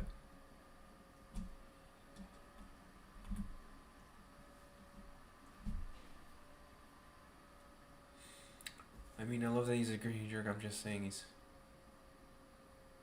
See, it's funny because like he, well, so far at least, he's only stolen from pirates and from temples. So technically, the dead. So he hasn't stolen from anyone canonically yet. Stolen from any person who's like still, like, you know, good, I guess is the right word. Because like, yeah, he stole from pirates, right? Oh, he stole Mario's castle. Like, well, Mario. Well, according to the comic, Mario was like his bully growing up, but we don't know how that is. He did steal Mario's castle. And he did hire Tatanga to kidnap Daisy. No, I guess you're right. Wario, you're such a dick cheese. You fucking asshole, Wario. He's like, yes, that's it. I did it. I did steal Mario's castle, and I do it again. No, Mario is not a jerk. Mario's nice. It's only because of fucking game theory where everyone thinks that Mario is like some sociopath.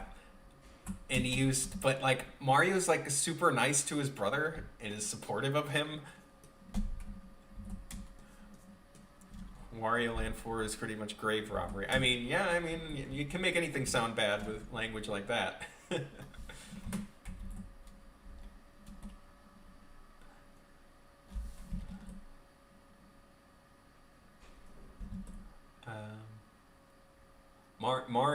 Mario is. Well, again, we don't know. Like, Nintendo likes to retcon things, so we don't know if Mario and Wario knew each other in the past. Hell, apparently Mario's not even a plumber anymore. Even though, like, I don't know why they would retcon that. Like, then what's the point of warp pipes?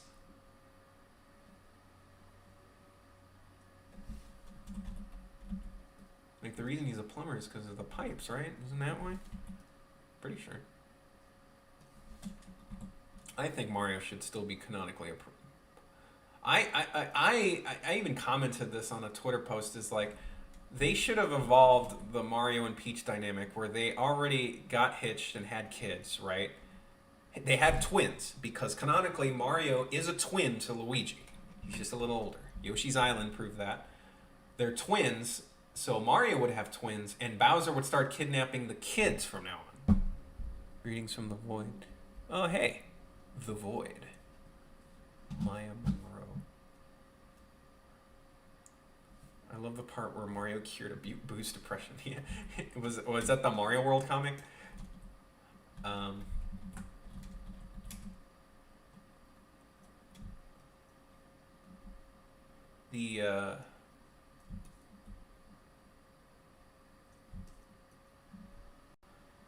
Yeah, I think in the Mario World comic, they dressed up as therapists when they got into the booze mansion, and they like got them over their like fear of facing people. I think that's how it went, right? Maybe they read the book on overcoming shyness, and maybe they're the ones who rented out from that Earthbound library, and that's how Ness got his hands on it. Nintendo Cinematic Universe. Oh my god. Real talk, I would like donate both my kidneys to direct a Mario movie to start an NCU. Hey Tony, what's it going? The Void, my old college buddies. How does one dress as a therapist? I don't know. Just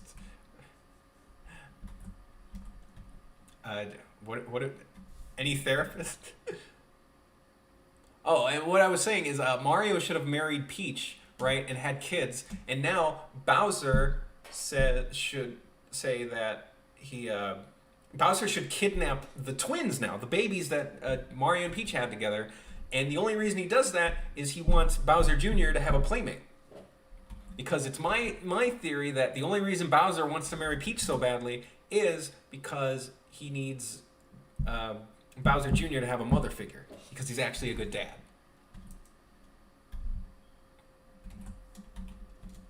So I think they should totally evolve that.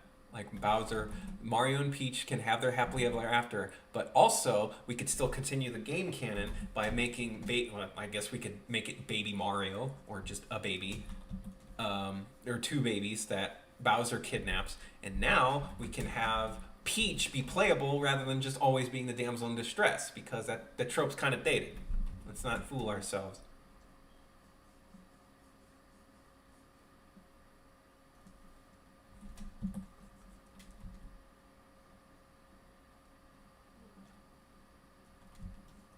Hey, big bro. No phone is. What happened to your old edgy YouTube channel, Ange? Wasn't it Shadow Man Jello?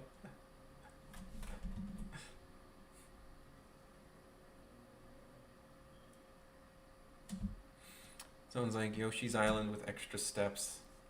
Well, I mean, you're saying that like Yoshi's Island ain't amazing. It's like, boy, man, Yoshi's Island is like the best. I don't call it a Mario game though. Yoshi's Island is a Yoshi game. You don't even play as Mario. Even if it's called Super Mario World 2. It was just for branding. Be like calling Dr. Robotnik's Mean Bean Machine a Sonic game. It's a Puyo Puyo game with Robotnik on it. The crowned King Duke, King Mario. Yeah, King Mario. Peace out. Peace out, Lee. The Void. I will be doing this more often. Hopefully.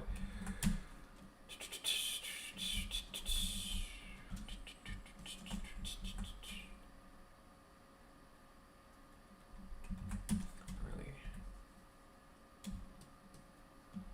The Void. Princess Peach. Final Fantasy question mark? No, I haven't played I tried to play 6, but I kind of just didn't. I think it's because I messed up my save file, so I never got back into it. Chrono Trigger, on the other hand, I love to death, so I can talk about that game. I love Chrono Trigger. Like, if we need another art, if Sakurai says like, oh, we're only having RPG reps, I'm like, well, no Doom guy, and if you need to be an RPG, then add Frog. Not Chrono, because I think Chrono's a pretty boring protagonist. But Frog, though. Because number one, he's a frog. That means he's good. Because, as we all know, there is no such thing as a bad frog. All frogs are good. Like, frogs are the most pure, perfect animals in existence. Robo would be cool, but he's not Frog. It's gotta be Frog. He was the one with the arc, man. Number 2, he's also Vegeta. Chrono Trigger is amazing, mostly because it's one of the few RPGs that I feel like I care about everyone, including the NPCs. Like, it's like, and they even play that around with like the with how the mechanic works, because there's one puzzle in Chrono Trigger that I think it was, I forget what video talked about it, but there's a puzzle in Chrono Trigger where it was King K, where there's this guy who has whatever MacGuffin helps you with the next part of your quest, right? But he won't give it to you because he's a greedy asshole. He's just like, ah, oh, man, I'm so greedy. But if you go back in time, you'll actually talk to his ancestor and then donate money to her. And then if you go to the future, you find that same guy, but he's not greedy anymore. He's actually a super nice and giving guy. So they use story elements as a gameplay mechanic, which is really fucking cool. It's such a unique puzzle that would only work in like a time traveling game. I love that Robo is basically like a gardener for like one of the time periods, and he's like still there even after the quest is over.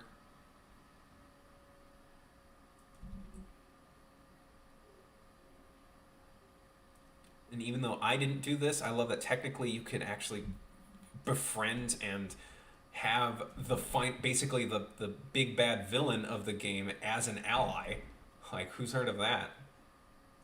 You can't add Sephiroth to your party in Final Fantasy VII. No, man, he's the villain. But Magus, nah, he's totally, you can totally add him to your party, and that's sick. I didn't do it because I was pissed for Frog. I'm like, boy, you get your revenge. You deserve this. He turned you into a frog, and even though frogs are perfect, he still killed your friend. So yeah, you gotta kill him. Any harm to frogs in my vicinity is not allowed.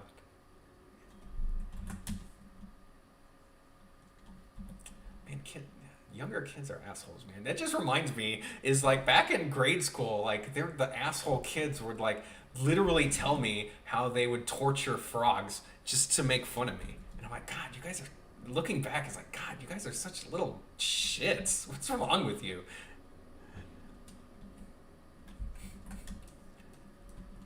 I love frogs. They're so cute.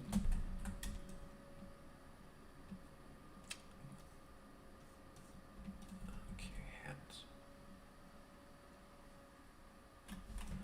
But yeah, I'm not an RPG enthusiast. The only ones I really play are Chrono Trigger, Earthbound, Pokemon, that technically counts, and Mario RPG, or Paper Mario, I should say. Paper Mario. But Mario and Luigi. Well, the Mario RPGs, with the exception of Mario RPG. That's the one I didn't really play. I mean, I tried it, but it didn't grab me.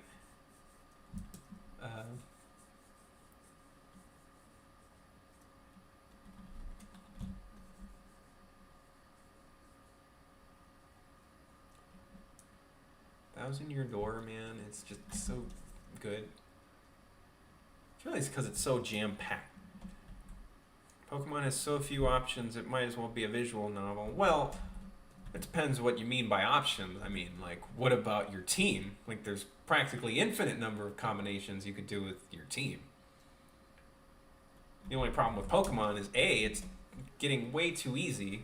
I mean, it's not as bad as it was in X and Y, but you still gotta up the challenge. Like, you think the Battle Frontier would exist nowadays? Hell no. Battle Frontier was like nailed, teeth grindingly difficult from what I've heard. I actually never played that one, but I've seen gameplay of the Battle Frontier and it looks like it's ridiculous. Pokemon Snap 2, yep. Pokemon Snap 2 is going to be game of the decade. All Pokemon Snap 2 needs to be a game of the year is a haunted house level. God damn it. Please. Please.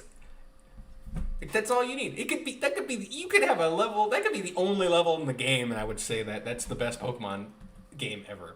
Just give me a chance to take a picture of all the spooky ghost Pokemon and doing spooky ghost things in a spooky ghost house. And at the end, there's a Golurk statue chasing you, because fuck yeah. Like Resident Evil 4, the big statue.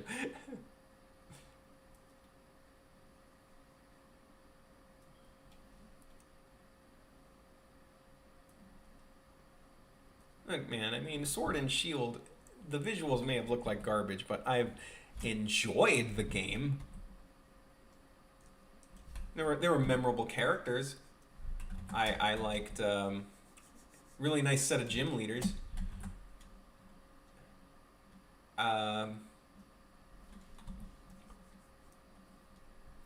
New Pokemon Snap would be amazing.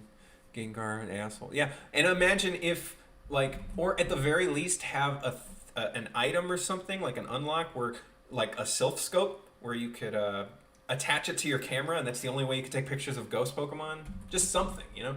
Ghost Pokemon are, like, the best. Memorable characters. Yeah, I love the gym leaders in Gen 8. Some of my favorites. There's Bea, Miss Fighting Girl. There's the, as my friend calls him, the Himbo, Milo. Nessa, who I actually hate because her team was actually kicked my ass a few times. I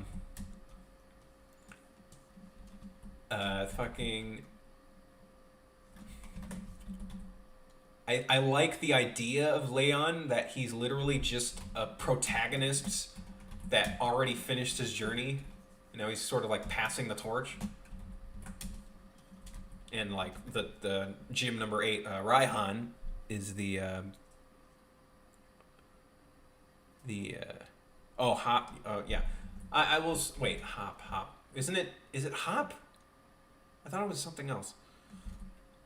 See, the thing is, I confuse Hop with the one from Sun and Moon because they literally have the same damn animation. I'm not a fan of Nice Rival. I preferred Bede. He was hilarious. The fact that he basically got kidnapped by the fairy gym leader. Don't lie, okay, yes, very true. I got to see a wild legion of Golurks. So that was like even a picture I took.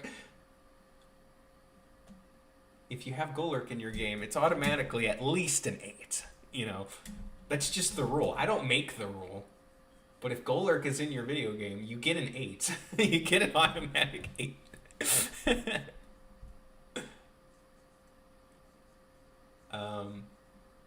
Yeah, Golurk is I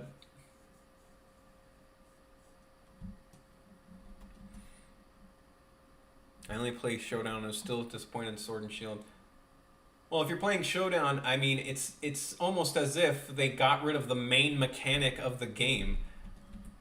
Which, granted, I don't even think Dynamax is that great, but come on, man, just at least have an option to play with it. Damn. Like, I want there to be OU with Dynamax. I don't want the stupidest thing about Showdown is the only way you can actually play fun with Dynamax is by playing with Ubers involved. And why? Why can I not have the option to play against a team without 3 Zacians and fucking Eternatus. Heck, I remember I had my strategies that worked against Dynamax. You know, one of the best Pokemon that countered Dynamax, Reuniclus. I had him specially defensive, and he had Regenerator. So he would switch in to any overpowered move. He'd use Protect, switch out. Their 3 turns are gone.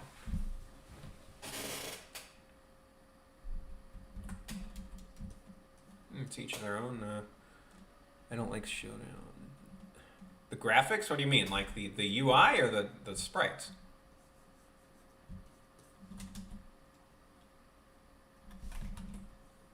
Noodle arm here. One of the hardest things to remember about drawing Wario is he has short sleeves, not long sleeves. I always forget that. Because it's like an extra line I gotta draw. It's like, man, I don't want to draw this line, man. Okay, it's almost at the 3-hour mark. I don't know how long I'm gonna be doing this, but might as well just keep going. Pokemon Fire 'em. Well, yeah, if I have to stall Dynamax, but yeah, true. That is a problem, and Megas were on paper, or technically, well, not on paper, but technically more balanced. And that was called Pokemon Conquest, by the way, yeah. My roommate says he really likes it. He wished there was, like, more to it. Like, more, like, they should have made, it should have been a thing. It was, like, one spinoff that never happened again. Because everyone needs their waifus in Fire Emblem. It's not like Pokemon has, like, an abundance of waifus. Have you seen Oleana? Goddamn. Like, the best design ever. Like, keep your Misty. You weirdos. It's all about that dominant secretary lady from Sword and Shield. The best. Like, Jesus Christ. How dare you.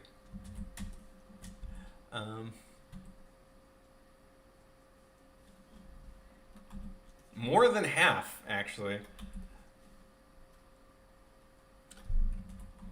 Speaking of which, I mean, I would start drawing like NSFW stuff if the demand was high enough for it. It's an objective fact that when you draw stuff like that, your art gets better. It does. It does get better. Like, every professional I know has told me this. Like, it's true. You get better. It's something psychological about it. It's a psychological link with your art. If you can make something that genuinely... Oh, Wario? Wario? Yeah, totally. Hey, man, the sky's the limit. Everyone's got their taste.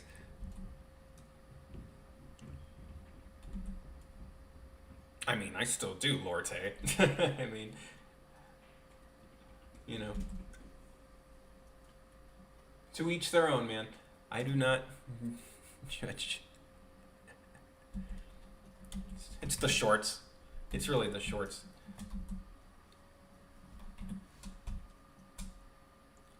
Like, it's pretty easy. And she is the most popular on said websites. But no, I mean, it's not even just anatomy. It's more of like a relationship you have with your art, because the idea of drawing something for, let's call it just personal pleasure. If you have that kind of connection with something you've drawn, it like builds a kind of psychological relationship between you and your art, as in, oh man, I'm actually able to create something that makes me feel a certain way. It's a unique thing that only you can do.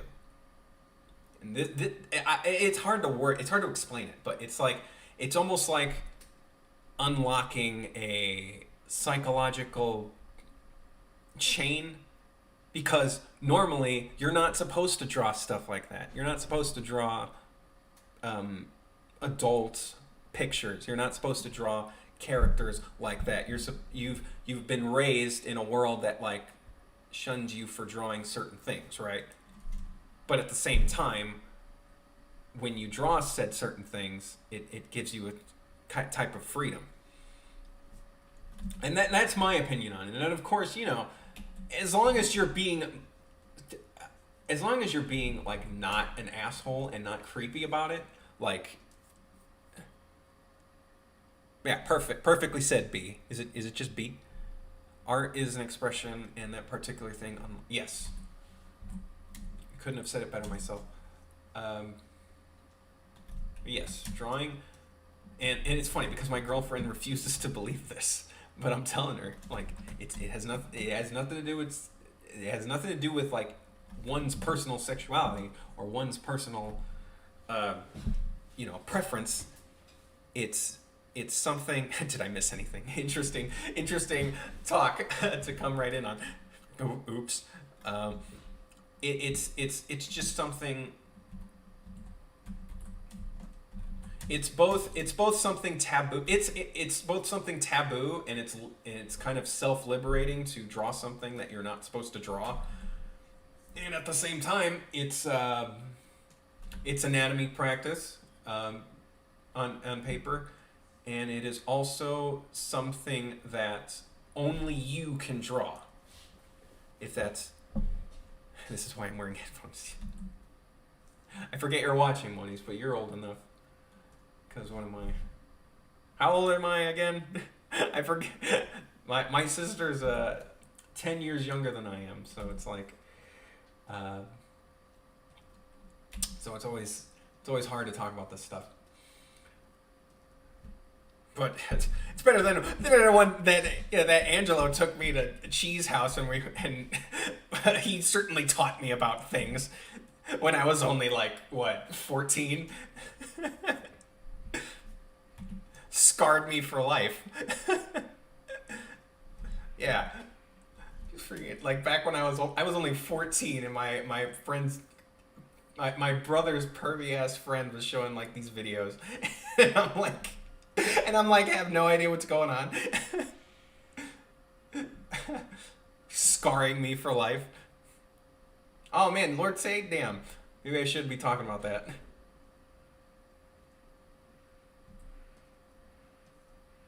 That's another hard thing, is because it's like, honestly, I don't know the age of my audience. Some would say like, oh, it's Pokemon, so it's obviously mostly kids, but at the same time, is it?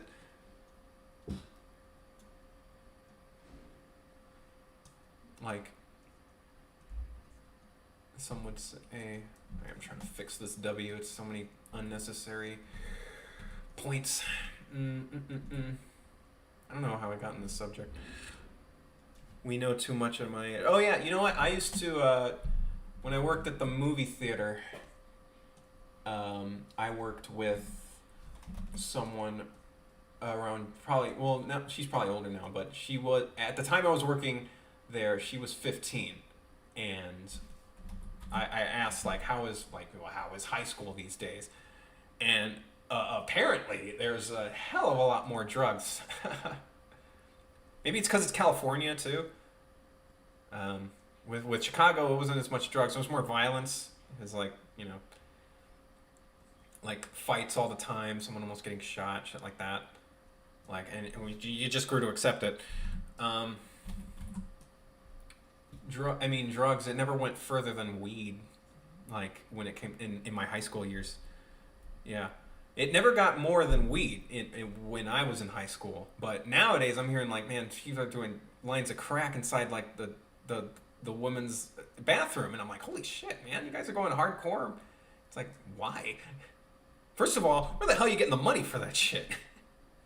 Like that, from what I know, that shit's expensive. Like, where are you getting this money? Again, could be a California thing.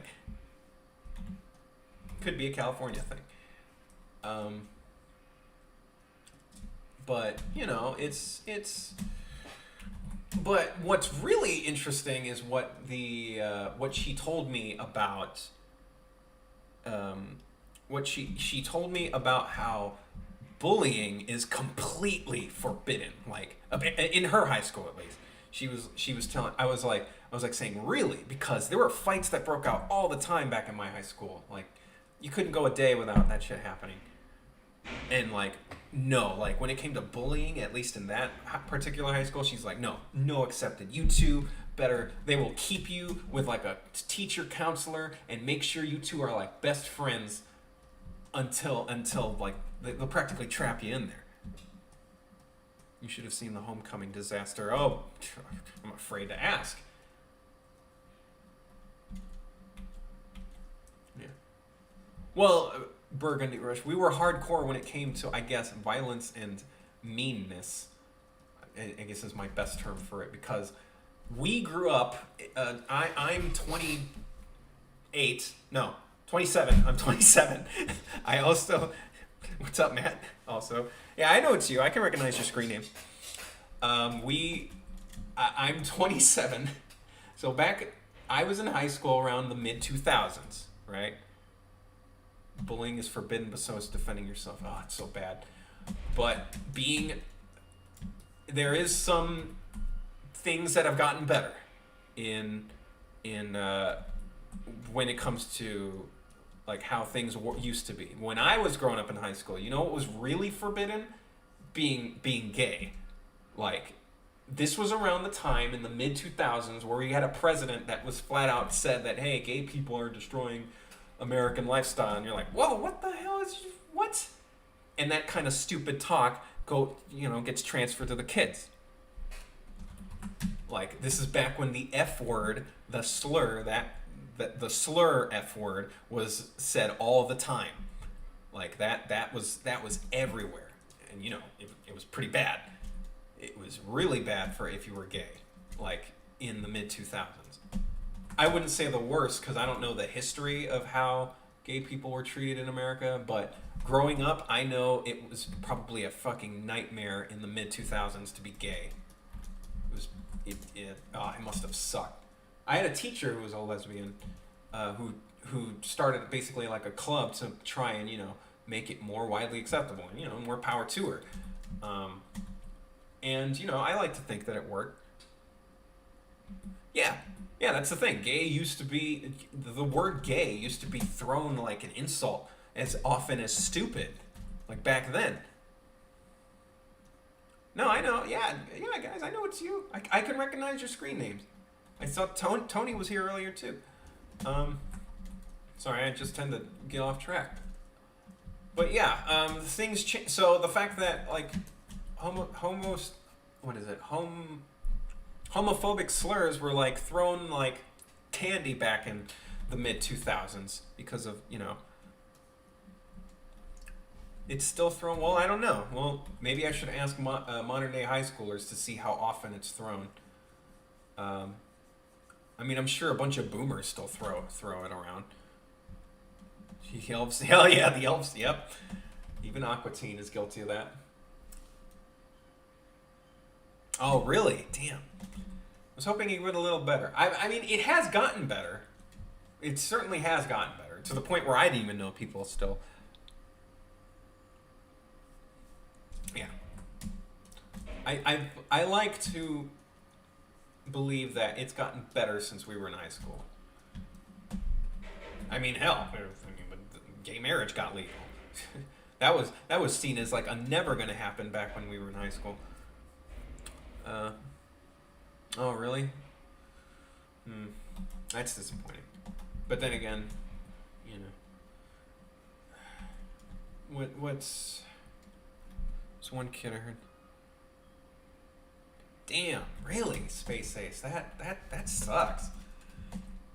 And I'm not even saying I would never say like, oh, homophobia is totally gone. No, that's not true in the slightest.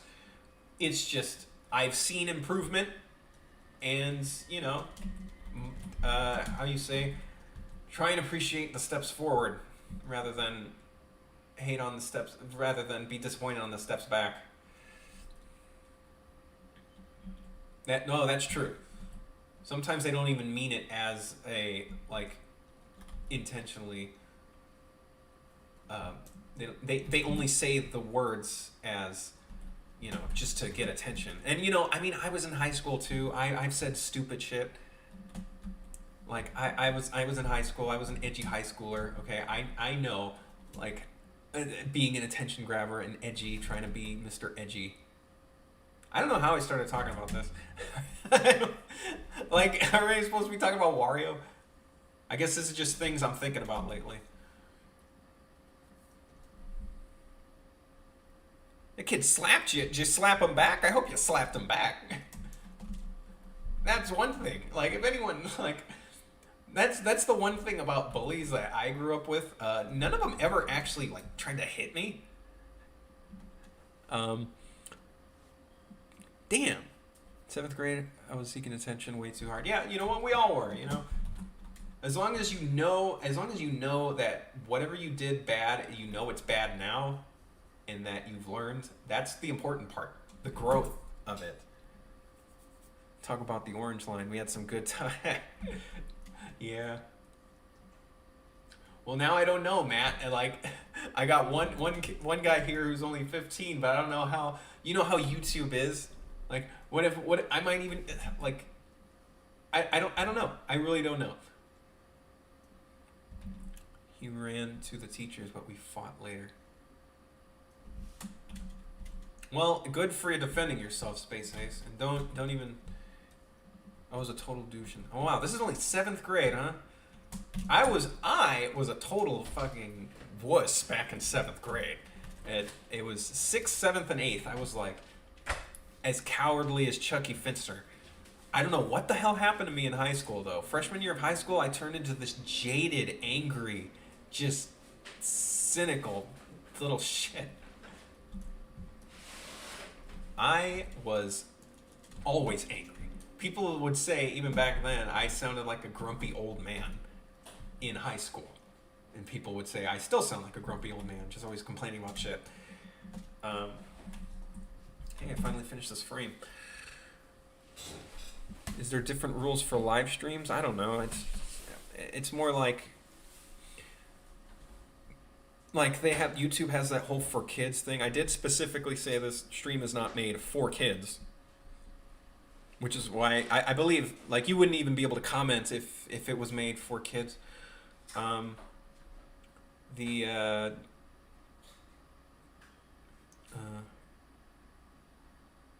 If it's anything like TikTok, try not swearing too much. Ugh. Do I play the piano? Oh, no, that's my girlfriend's. No, I don't have musical talent. I barely have art talent. But you became a middle child. Oh, well. You became a middle child? No, but that wasn't... But I became a middle child when I was 10. So that was 5th grade. So what? So the years between 10 and 15... No, what happened to me being jaded and cynical in high school is what I'm asking. That's what I don't know. Like, I became so angry. Just not dealing with anyone's shit.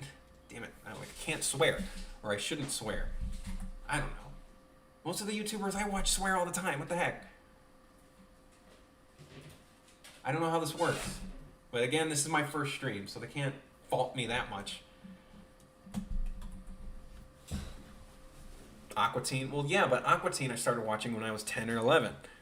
Way too young on paper, but who cares?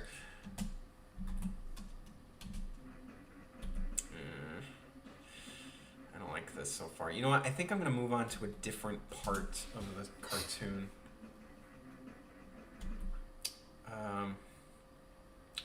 Maybe you guys want to see me draw Waluigi waking up.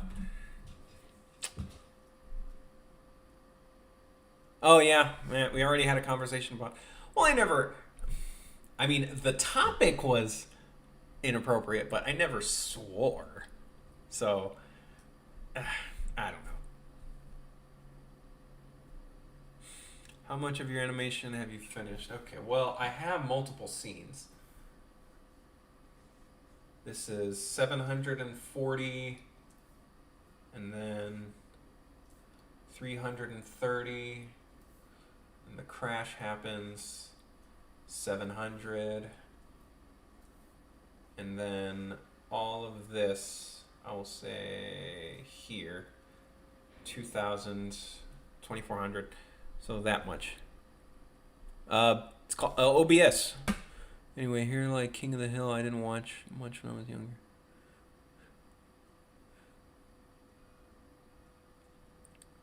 Well, no, I'm not back and forth. Oh, you mean me like starting? I don't know. It's like, again, this is why you should always storyboard your damn scenes before you start. Because I'm mostly animating by like ad-libbing it for what's going to happen, because the thing I'm referencing, the scene I'm referencing, I'm not gonna say what I'm referencing, but it's based on a scene in a movie that has a song playing in the background, and originally the plan was just to kind of do it shot for shot, but it's the actual things that happen in the movie are kind of boring visually. Nothing happens. Like literally nothing happens. So I needed to think of what's going to happen. The gist of the story is Wario has stolen something, and he's fighting his way out of. He's stolen something from Bowser, and he's fighting his way out of his castle to, get, to leave. Just like the hurry up thing. And now here's the part where he calls his getaway driver, which of course is Waluigi. Because goddammit, we need more Wario, Waluigi things. Like, he's not even in the damn games. Beginners, I mean, Flash is the only one I know. Industry standard is it Toon Boom or Harmony? I think it's Toon Boom. Bank Heist, yeah, kind of like a bank heist. Yeah, Waluigi. Hurry up. Doom, doom, doom, doom. Okay, I'm going to board this now instead. I'm going to just save these frames at the end.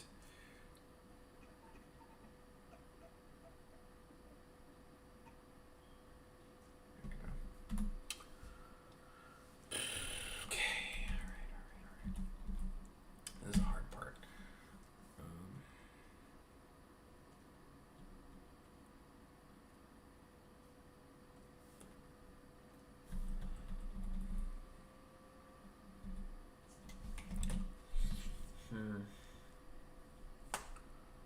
See, what's happening here is he's gonna, his phone's gonna ring, but I don't know how he's gonna react to it. He's supposed to be, he's so sleeping, and his phone rings. So I'm thinking of how he's gonna wake up.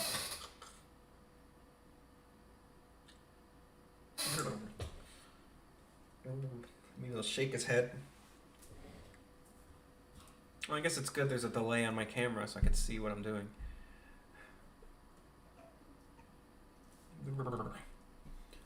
I'm gonna rub you out, see?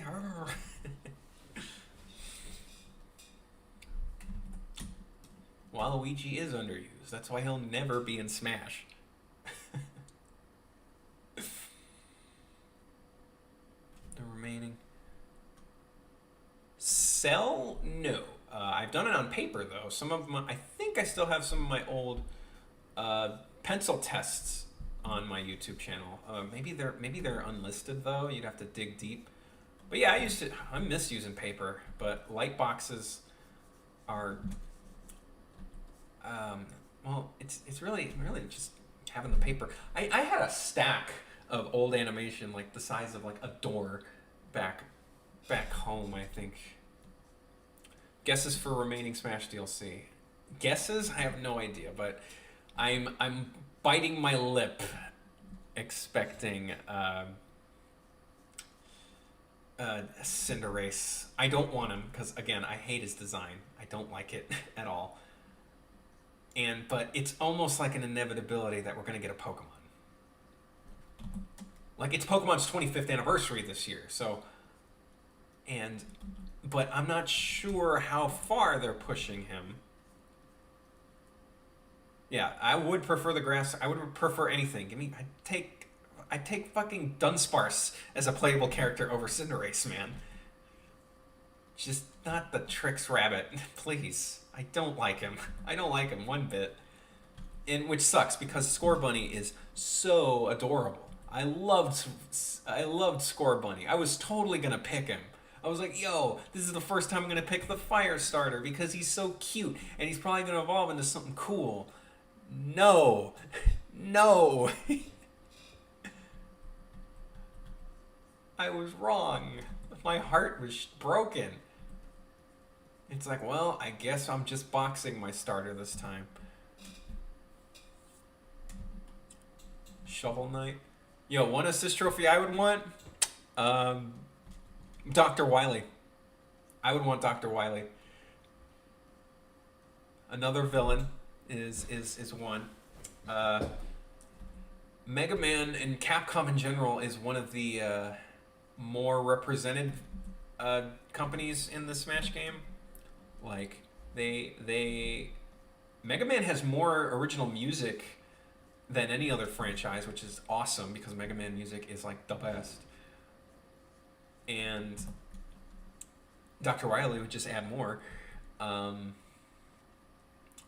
Also because even though Dr. Robotnik is more famous, I mean I have the Mega Man bias, but also it's like the whole Sonic franchise kind of copied the hell out of Mega Man. The more I think about it.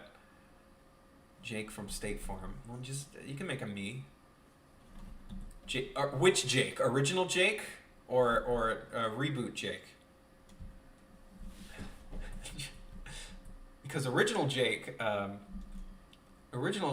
was kind of this chubby white guy, but then they changed him to an attractive black guy for in the new season. There's only one Jake. No, there's two. Look at the old commercials. There's two Jakes from State Farm. Can't just diss OG Jake. OG. Play Breath. No, I haven't played Breath of the Wild. Funnily enough, we own it. Justin owns it, but I haven't played it. I just never got around to it. The only thing I've been playing is Mega Maker and Pokemon Showdown. OG with reboot isn't all. There you go. Now you're talking. Jake from State Farm. Like, the trailer just starts with Sakurai with a broken car, and he's like, oh no, I'm late for my direct presentation. Who will I call? And then you just see and he's like, hello, Jake from State Farm. This is stupid. You should play Phasmophobia. But I'm not. Isn't that the Ghostbusters one, right?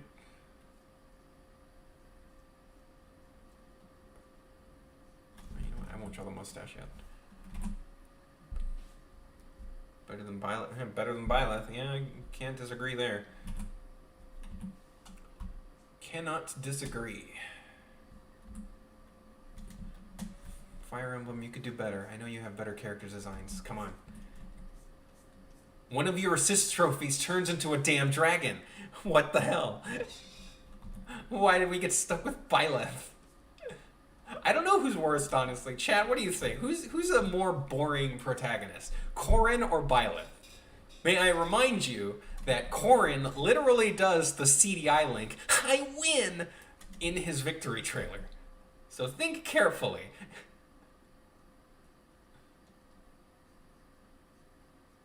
I win, yeah.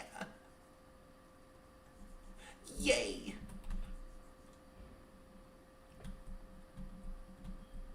Corrin, alright. I win. We did it. Corrin needs to put on some damn shoes. Real shoes. Or shoes. I get that he can't wear shoes because he's part dragon, but that doesn't stop American Dragon Jake Long. Show kind of sucked. I didn't even like that. Chris says you're right about Corrin. I win. Yay. Oh man, Corrin. Ever since I rewatched the video with all their victory animations and I heard him say it like that, I'm like, oh my god. You couldn't do another take, voice actor? Like, was that really the last one? That was the kicker? That was the one that, oh yes, this is ultimate Corin. You know why she doesn't wear shoes? Yeah, because they turn into a dragon. Also, you weirdos that are into feet.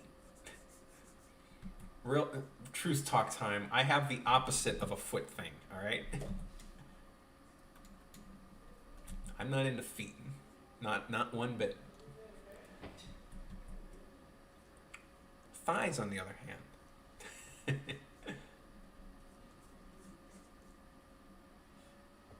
That voice line is the best thing about Corin. Well, it's the most memorable. So you can't argue with that. A hand thing? No. Oh, well, I guess that would be the polar opposite. Or wouldn't it be a hair thing? Is the opposite of feet hands or hair? Because feet are at the full bottom, right? Like a certain JoJo. Feet gross me out, even when it's innocent feet. Yeah, so Nickelodeon wouldn't have hired you back in the 2000s. You guys ever hear about that thing about Nickelodeon? What was his name? Like the head director? Toes and fingers are both digits. Digital monsters? Digimon.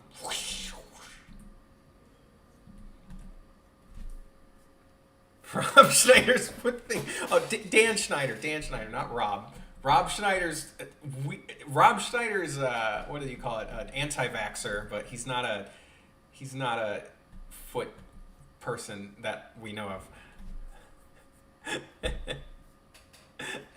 Parallel universe feet. Fuck. You guys want to hear a story about how I almost made my older brother crash the car?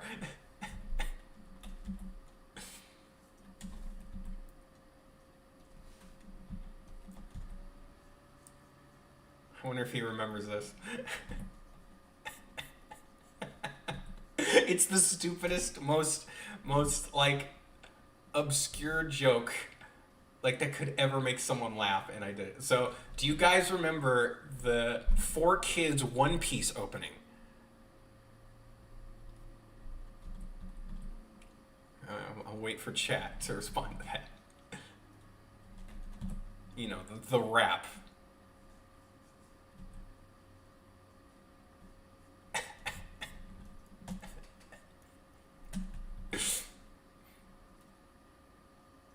I want to animate monkey flipping. Uh-oh.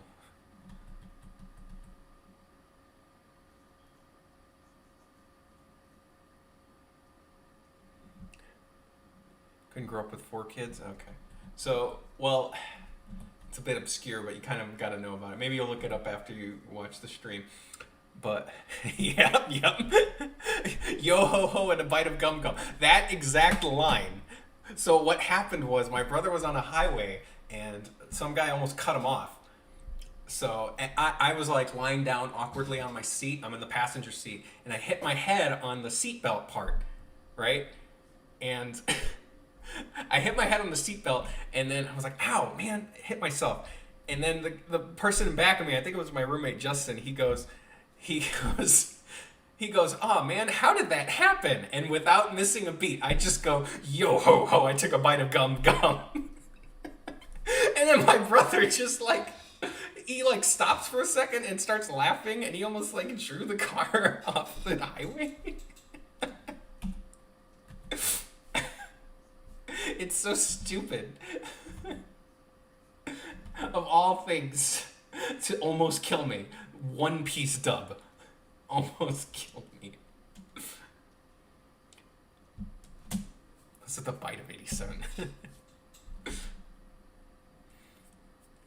The last thing you see is One Piece. No, the last thing you hear is my fortune is yours for the taking, but you have to find it first. I left everything I own in one piece. And then you just... Speaking of One Piece being a long-ass anime, I didn't know Detective Conan was still going. You guys know about that anime? Case Closed? I didn't know that was still running. That's longer than One Piece. I watched a little bit of that when I was a kid.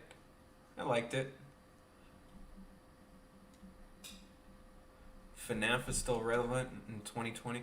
Did you see the trailer of that Nicolas Cage movie where it's basically FNAF but not really?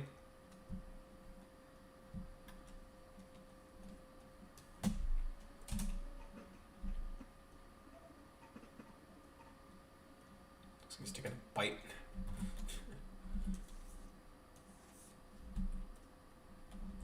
Save. She takes a long time to save. Bruh, it never stopped. Been going up since before DBZ. Yeah, the case closed. Is that what you're talking about? I mean, One Piece is slightly shorter, but like, yeah, case closed. I was like, what? He still hasn't found the damn guys who poisoned him? Come on. Some detective. If I read One Piece, there's one of the funniest posts I read is like, man, watching all of One Piece is more commitment than a marriage.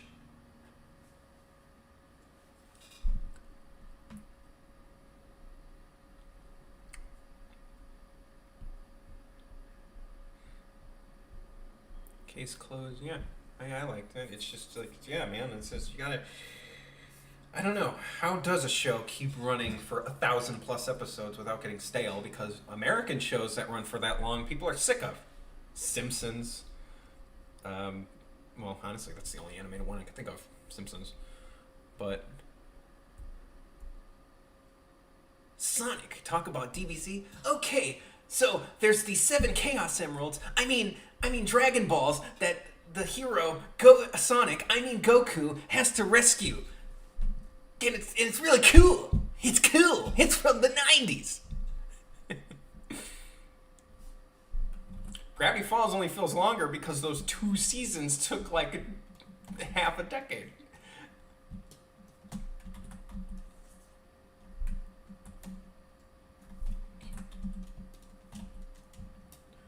I do like Gravity Falls though. It's good shit. I haven't watched every episode though. I watched most of them though, and the finale was good. Now you want me to start talking about a TV show? Where are my Venture Brothers fans in the audience? I know my brother's already here, but Venture Brothers, just the cancellation made me so upset. I literally called my brother just in distraught. I was just like, bro, they canceled Venture Brothers. I need a drink.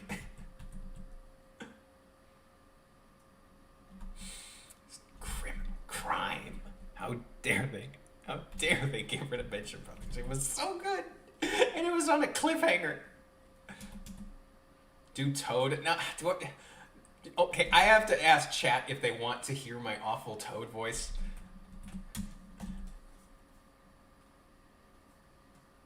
Because it hurts. Well, it doesn't hurt. It's just, I feel like it will cause pain for one of us.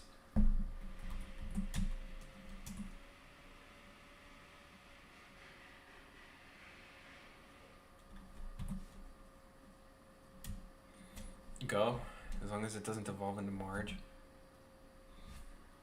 Drink some water. Hey there, Mario! Mario, you gotta come save the princess! Oh God! Mario!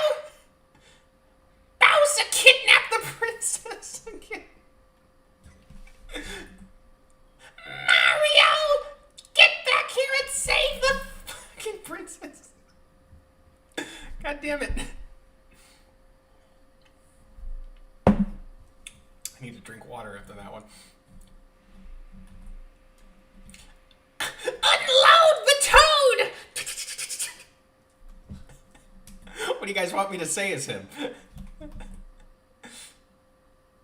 Sound like Gilbert Gottfried on Helium. Can definitely hear some Toad and Marge. Homer. You know my girlfriend's middle name is Margaret. So, like, I sometimes go, Marge, Marge, Marge, please. Toad already sounds like Gilbert Gottfried. The aristocrats!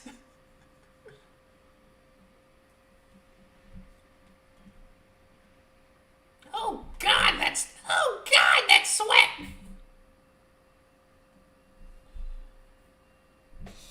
Possible to do yoga? You mean Yoda? Oh,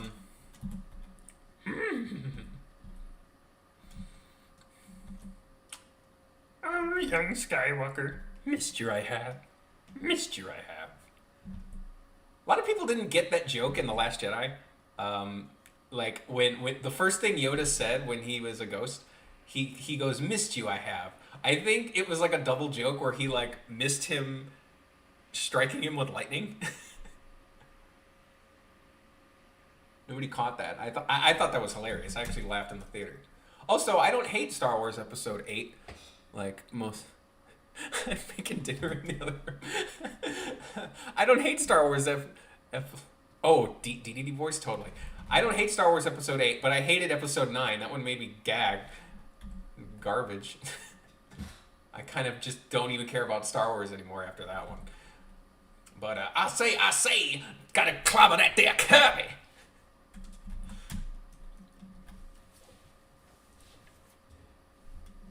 I'm a clobber that there Kirby. Get off of the king's property!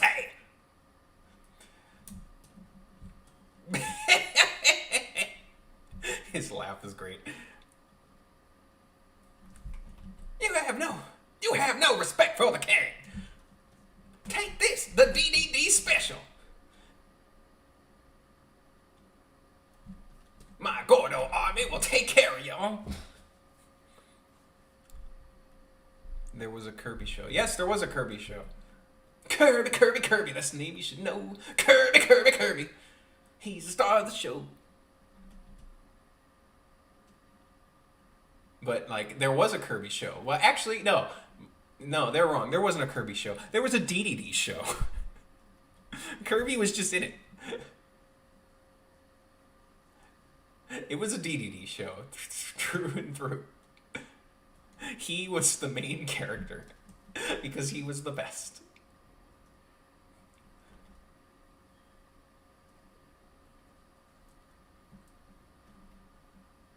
King, King,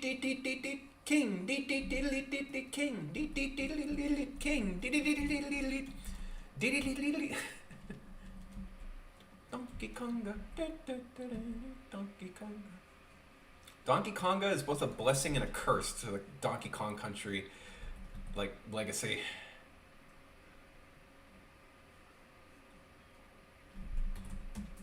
How do you make a video game about Donkey Kong and music and not have Donkey Kong music in there? I would have loved to beat the bongo drums to freaking Sticker Brush Symphony. But no, you had to have horrible covers of Smash Mouth. And I'm not joking.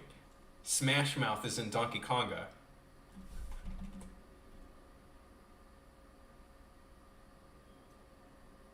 I unironically like the Smash Mouth song from the Grinch movie, though.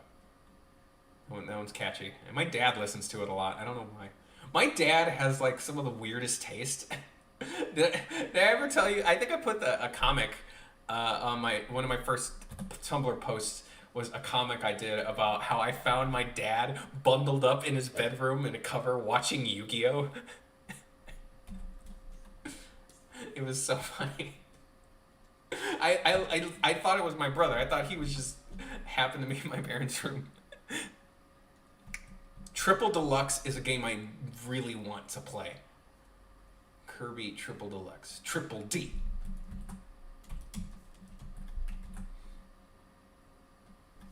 But, what if they had the songs from the Donkey Kong Country cartoon? I don't know any of the words. looky here, look what I've got. Hold it now, hold it, hold it now, hold it now.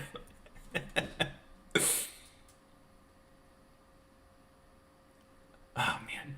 Okay, hot take here. I don't like the music to Tarzan. Scratch. I mean, the music is good. It does not fit at all in Tarzan. It's very awkward. I don't know if that's a hot take or a popular take, but that's my take.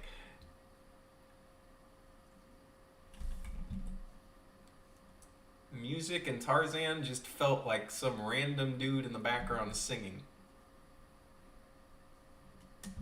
Tarzan needed some Donkey Kong Country. Oh, fuck yeah. Oh, man. I wonder if anyone's done that.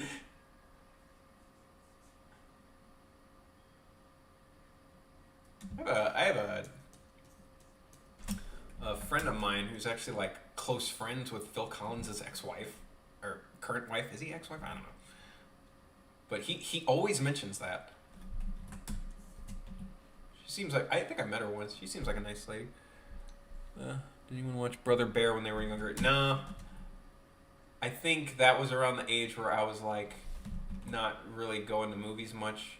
Honestly, I didn't really go to movies much growing up.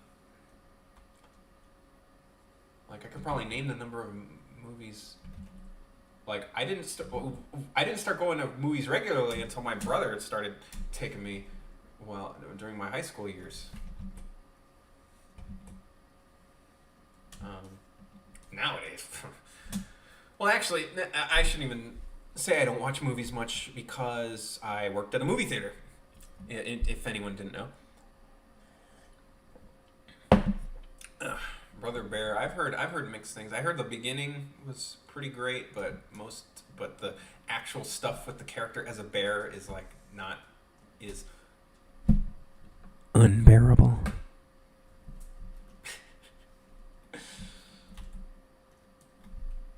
Chicken Little is a guilty pleasure. If I ever make a cringy dad level joke, I'm gonna just get real close to the mic. Promise. Chicken Little is a guilty pleasure. Well, I mean, at least you admit it's guilty. Robots I like. I like robots. It's very interesting knowing that that company is owned by Disney now because Robots is 100% like we don't like Disney the movie. Like it's all about there's this magical company that anyone can be important, and now it's all corporate and only cares about rich people. It's like so obviously a commentary on Disney, and it's interesting that Disney now owns that company. Oh yeah, Robin Williams was in that. He was so good. I remember liking it a lot. Yeah, the more as I got older. And what's his name? Mel Brooks, was he Bigwell?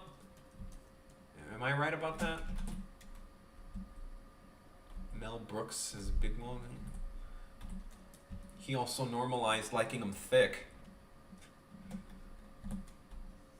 which I approve.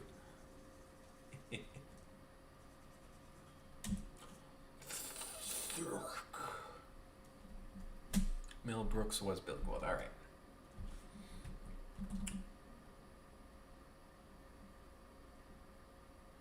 I'm trying to think of my guilty pleasures. Oh, wait. Well, it's not a guilty pleasure, but I feel like I should remind my brother this. My girlfriend is very angry at you for not liking Secret of Nim.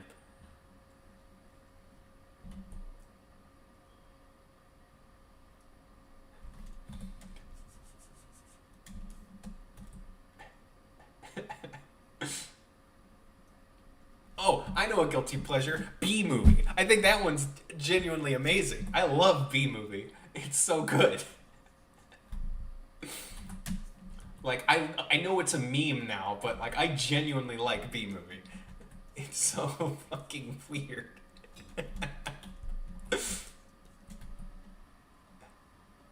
It's just...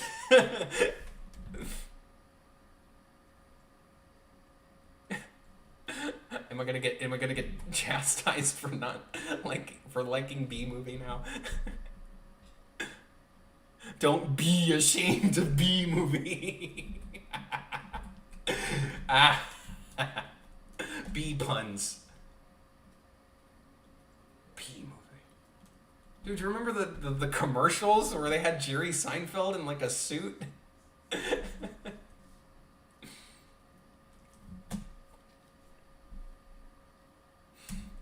I love B movie. It's so weird.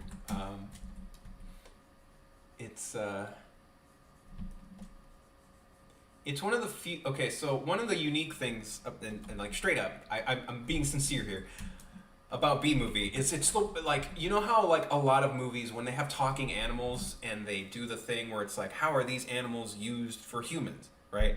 Like that one Thanksgiving movie about turkeys. Number one, I didn't see Secret of Nim yet, Ange. I didn't watch it, but a B movie like there's that turkey movie. It's like, oh, humans eat turkeys, or Sausage Party is like humans eat like food. B movie is the one time where it's like, hey, humans use honey, right? But this is the one movie I've ever seen that actually shows like, hey, it's not really a bad thing. It's like, hey, oh, and Chicken Run is another one. Humans eat chickens and hatch and eat their eggs. But B movie actually went, hey, if we didn't use their honey, then bees would have an overabundance of honey and not fertilize pollinate plants. Therefore, plants wouldn't live, and then everyone would practically die. It was the one movie that actually said, hey, maybe we shouldn't mess with nature. Oh, and Larry King did just pass away.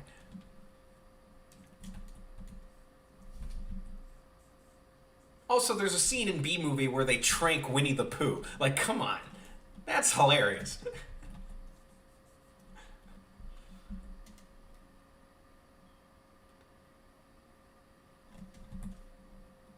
Space Ace, do you ever think, like, imagine if we had robots in society, would they find Samurai Jack offensive?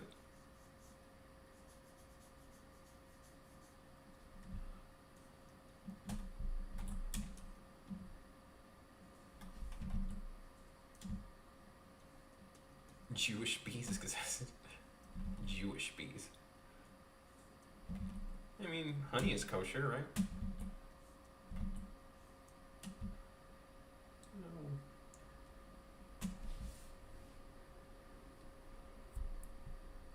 Oh, where all the bugs are there, and he's like, oh man, all these bugs, all these poor innocent insects now cursed to nowhere. And then Chris Rock is there. Was it Chris Rock as the mosquito? And he's like, hey, just stand still. It's like, fine, we're good. He's like, oh, what's your name? Oh, he's actually dead.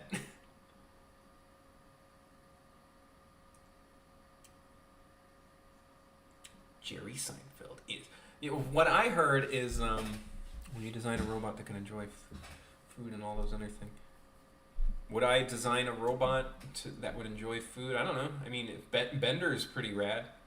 B-N-D-R. No, I can't do Bender. I'm not even going to try. I'm not even going to try Bender. I'm not even going to try Vinny's shitty Bender. Wasn't there a slavery joke in the court scene? I think the joke was it a slavery joke? I thought it was a joke that Jerry Seinfeld went, are we meant to be workers for the white man? And then like the one black guy in the jury just like turns.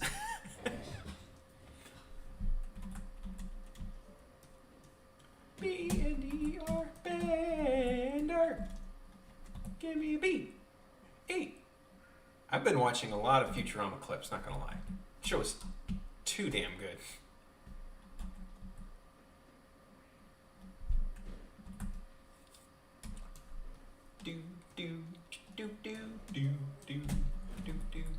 Luigi looks like he's about to sneeze.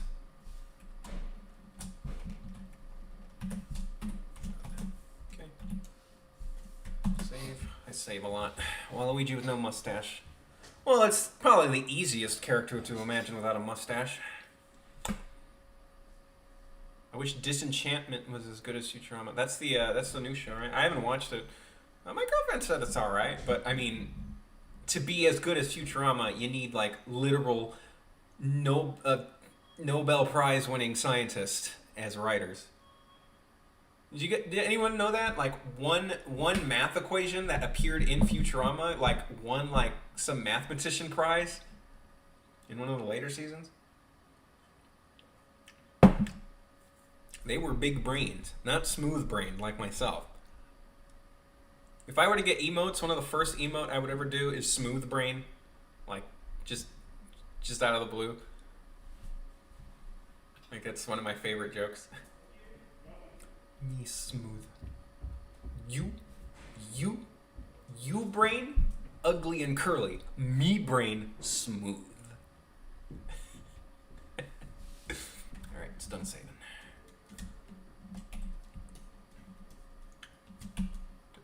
Man, it's already been 3.5 hours. Wait, what color did I make his buttons? Okay, that's right. Oh, I've been using the wrong colors. PhDs, yeah. I had a friend at my old airport job where her name was Stephanie, and she was getting her PhD, and the only reason she wanted that is to make the joke. He's like, hey, my name is Stephanie, and the person goes, is that Stephanie with a PH? Nah, that's Stephanie with a PhD. That's the only reason she wanted it.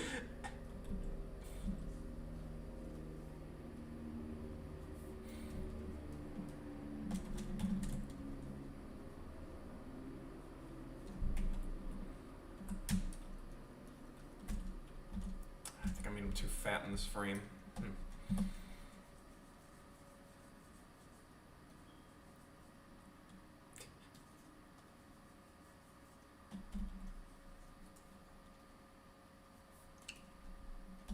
Here's another hot take.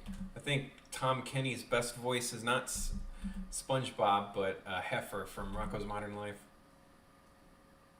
He's just so funny in that show.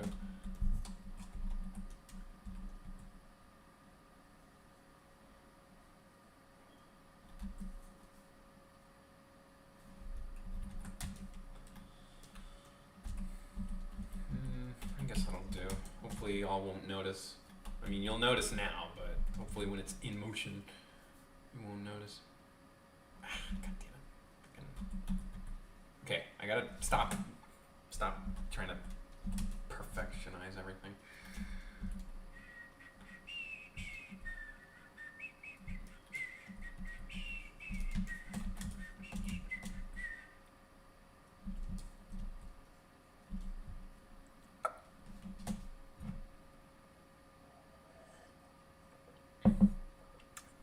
Crazy they never made a Sonic racing game where everyone's on foot. Yeah, you would think with their obsession with going fast, they would want to make a racing game emphasizing how fast Sonic is. But, you know, Sega making sense is not something I ever expect. I mean, they thought selling Sonic 06 was not a crime somehow. Imagine your favorite Rocco character being the hippo that says, "How dare you?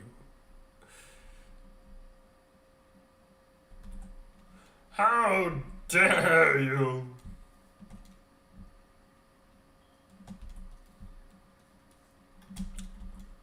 The 20th century is a very dangerous century. I thought the reboots of Rocco was really good. It didn't compare to the Invader Zim one, though. The Invader Zim one was like 10 out of 10. Like, that shit's gonna be memed for like years.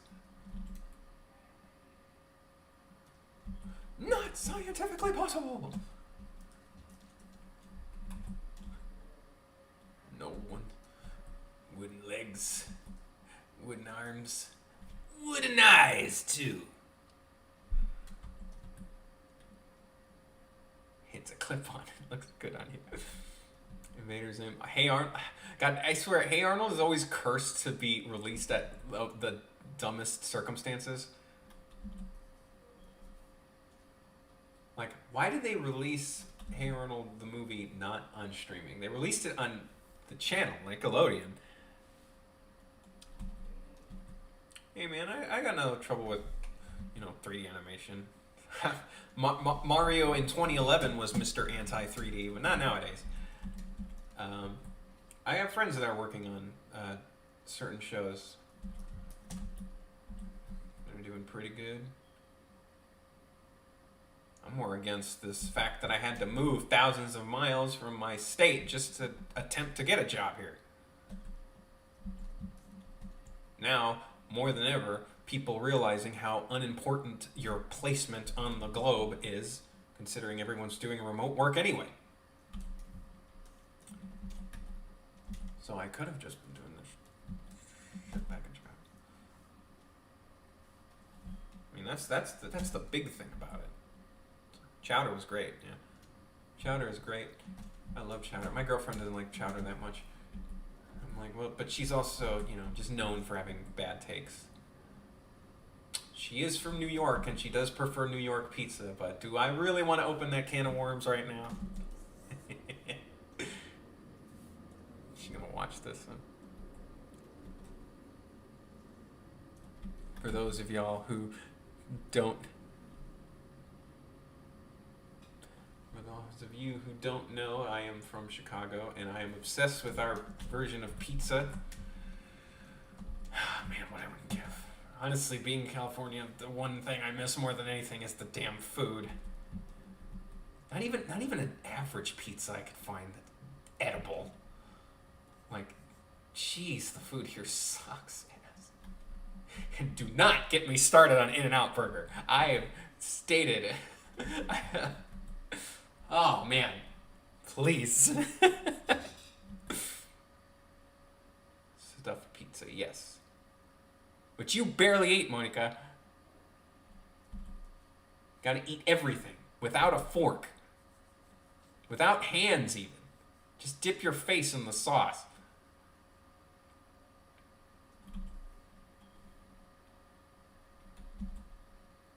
They did? Why? What are you guys talking about here? Sorry, I was gushing about pizza. 3D big...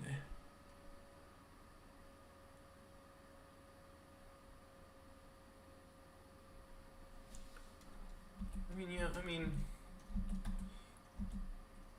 nowadays 3D is ironically 3D nowadays is the cheaper alternative.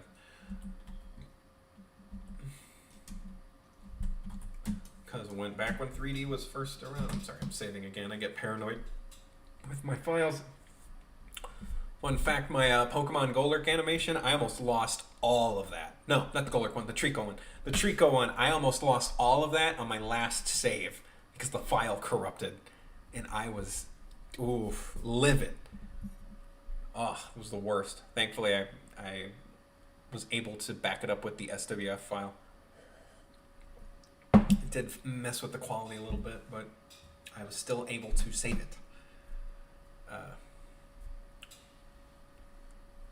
Big Nate, Diary of a Wimpy, reading fun. Oh, I wish I had that spark. I could never get into reading back when I was a kid, or much when I'm an adult either. Can't really sit down and read. Some might call it I don't know, condition or disorder. I don't think I have it. When it comes to those things, you gotta have someone actually study you, I guess is the term. I don't know. But ever since I was younger, people would always make fun of me and say, "Oh, do you have ADD, kid?" Like they would call me that back in grade school, and that's pretty rough. Yeah, I was a really energetic kid.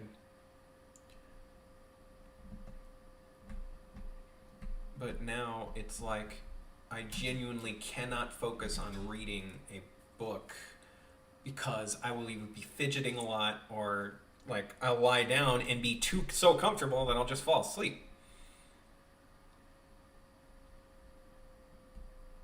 Imagine being made fun of by book reading nerds.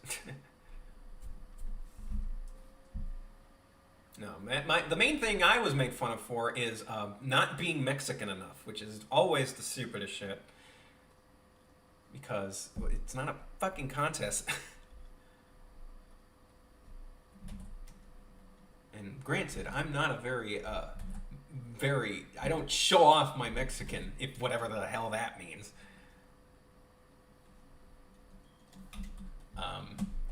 But yeah, I'm not a fan of beans.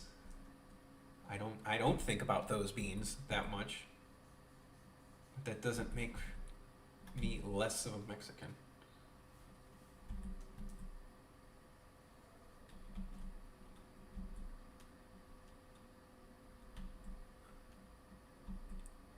I love beans. Yeah, I mean, yeah, more power to you.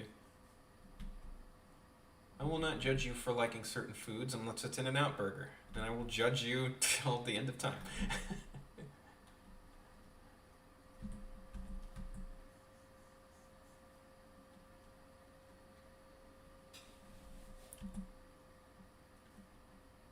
Yeah, but I'm not a fan of beans or but my taste buds I feel like have changed lately. Like now of all times, like I guess it's a late bloomer kind of thing, but yeah, honestly, now you know what? I've been eating a hell of a lot now. Fucking peanut butter and jelly.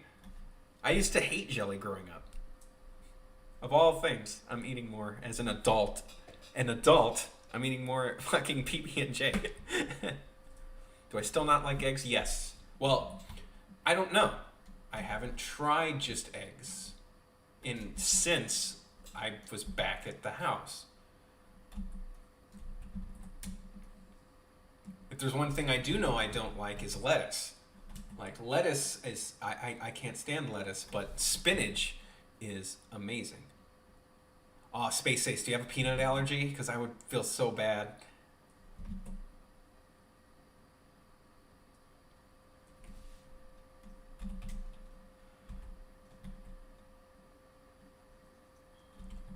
Peanut allergies. Celery disgusts me. Celery, yeah, I don't eat it that much, but I don't mind it. I've had it wrapped in bacon once. That was pretty good. It kind of defeats the purpose of eating celery, but whatever.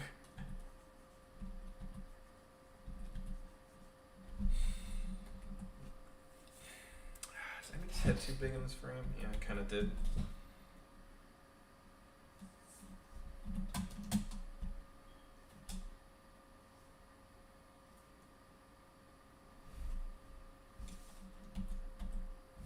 Still too big. There we go.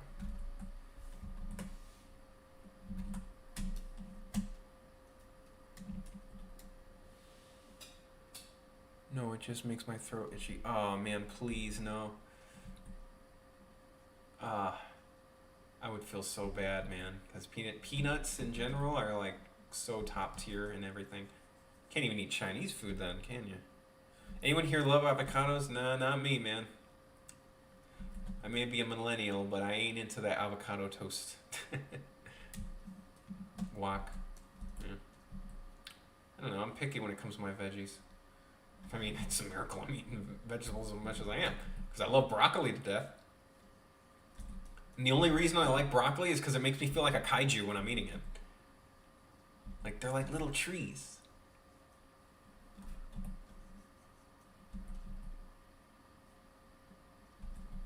Mushrooms is not a vegetable, but I mean, I feel like I can mention it. Avocado on a burger is pretty good. Maybe that is. Maybe it'll mask. Some things are better when they're on something rather than just alone. Like carrots. I don't like carrots alone, but I've noticed I really like carrots in a soup. Okay, I guess I shouldn't focus too much on this frame. It's not on screen for long. This one's more important.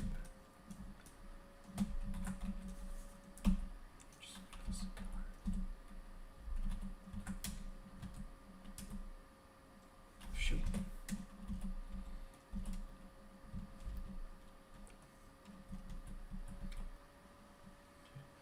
Some of my Discord group's favorite joke is, bro, ever drink water? Bro, water. I like carrots in soup.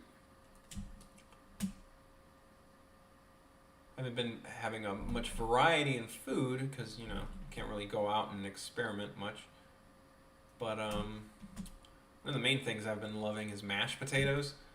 And I've noticed growing up is one of the reasons I didn't like them so much is because they used most of the mashed potatoes I would get or would be available to me would be the instant mashed potatoes, like where it's just like flakes and you add water and milk. And I find those really gross. But when you just get your own potatoes and mash them like manually and boil them, I'm obsessed with that.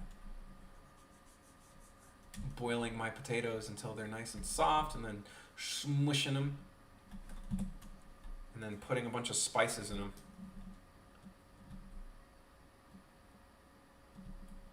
Jalapeno. I don't like jalapenos that much. I'm more of a red pepper kind of guy.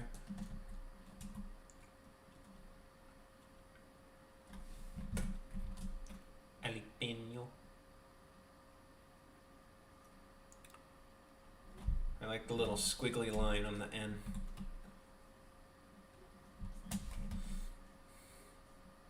It's got a little squiggly line.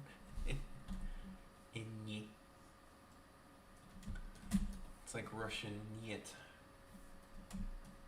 Best form of potatoes is fries. Well, of course.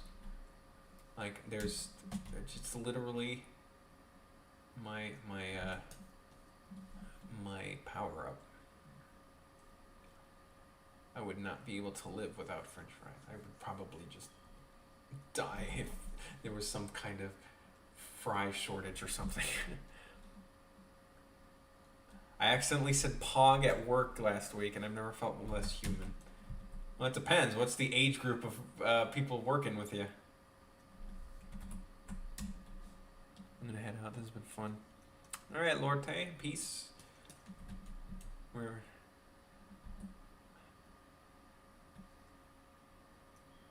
Peace out, mate. Wherever you're heading off to.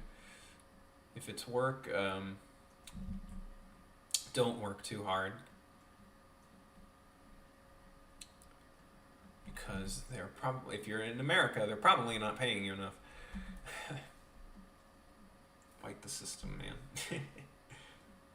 Chili fries, man. I'm personally, I'm a believer of fries are pure as they are. But I mean, more power to you if you put chili on 'em. Some people like them with cheese. Some people like chili. Some people like dipping them in their milkshakes, which was always interesting. But me, I love fries as they are. Now, what are the best cut of fries?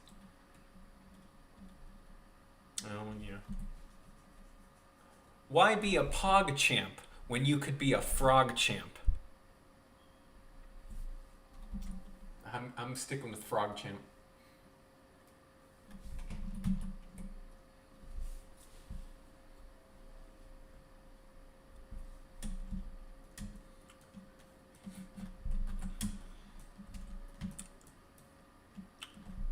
Maybe you guys can help me make Frog Champ a thing, just so Pog isn't like, doesn't have. But then people are gonna trace back to my Joel animation and get mad at me.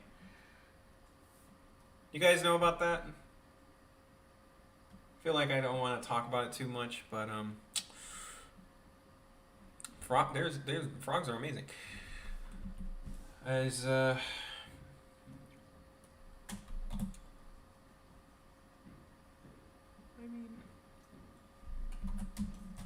I'm not gonna.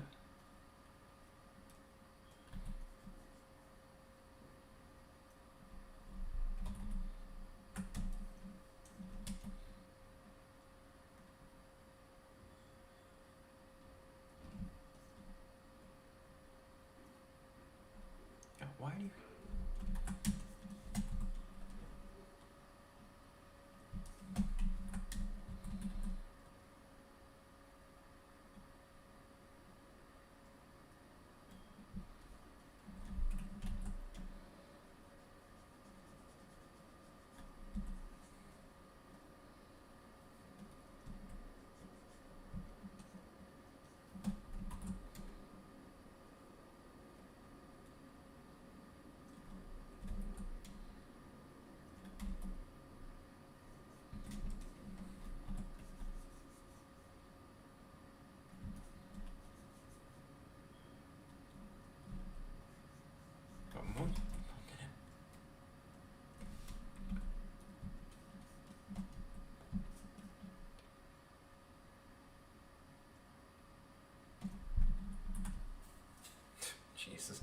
Looks like Waluigi's depressed about not being in Smash.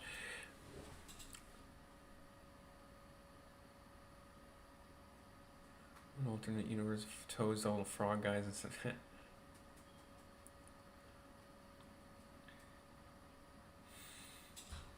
An alternate universe, yeah.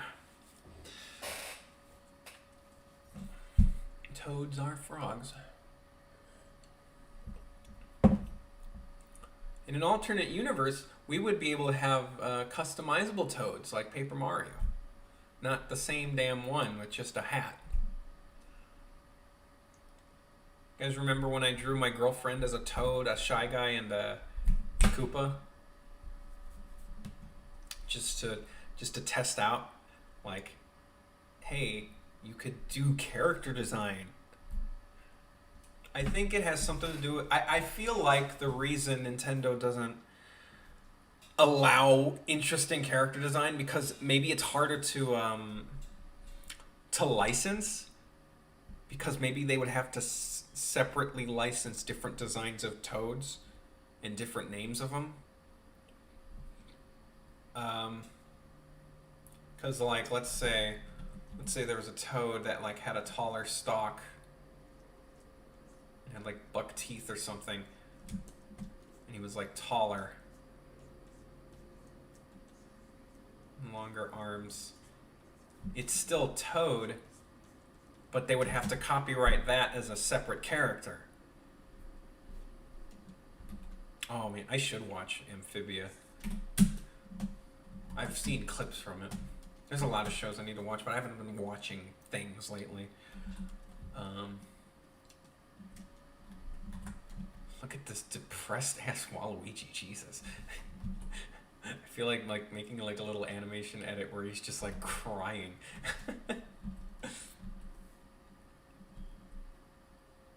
Oh yeah, the plant, the mushroom.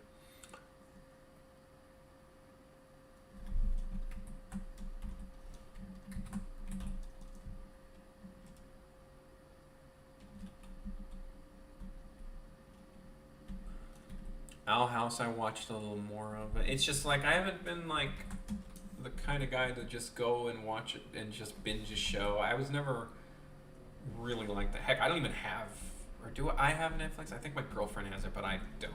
But I mean, if she has it, I guess I do. But yeah, I don't really. I think I should just be black. I don't really watch, just like binge a show.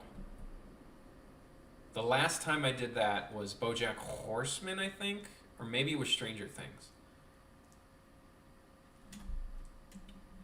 One of the two. I don't know. I just haven't gotten around to it. I watched a few movies lately, though. There was this one called Promising Young Woman, where it was about a woman who fakes being drunk at parties and bars to get guys, to trick guys into taking them to her house, and then she'll be sentient, or sentience is the weird way to put it, be cognitive, and then make them feel guilty about trying to, mess with a girl while she's drunk. It was a pretty good movie. I liked it a lot. I kind of want to watch it again. They took Groundhog Day off Netflix, right? Before you're going to watch it. Well, do they have Happy Death Day? It's basically Groundhog Day.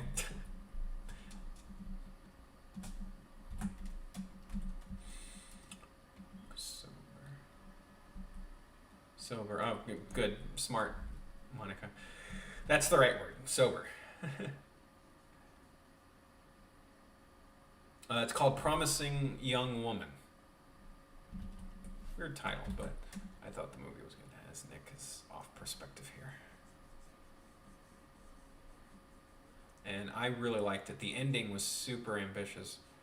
But one of the best scenes is when she's like fucking with this Dean character.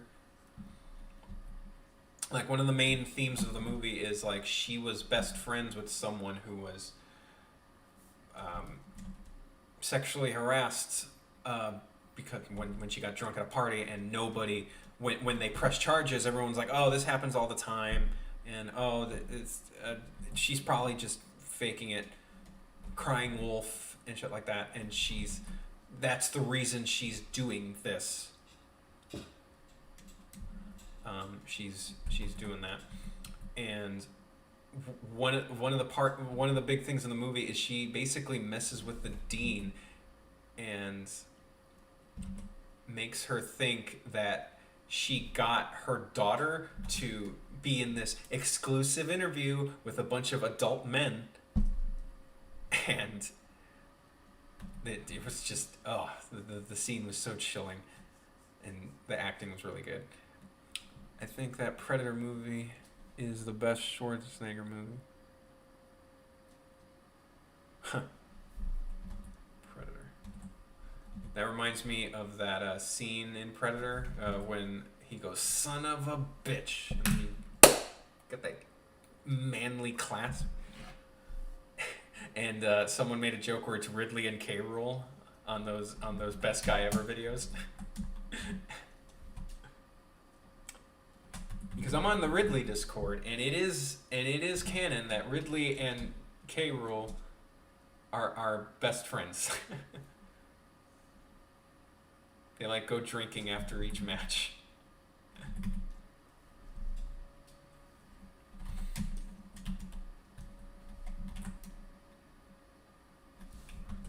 Ridley's my boy Ridley. I like that YouTube shows, or I guess Twitch shows that too. How many different people have at least chimed in? That's interesting. I don't know how accurate these numbers are. It's showing me 715 people have watched this at least for a second. I wonder how that works though. Is it like a bot? Is it like someone just randomly flipping through YouTube if it's like channel surfing? I mean, I guess that counts.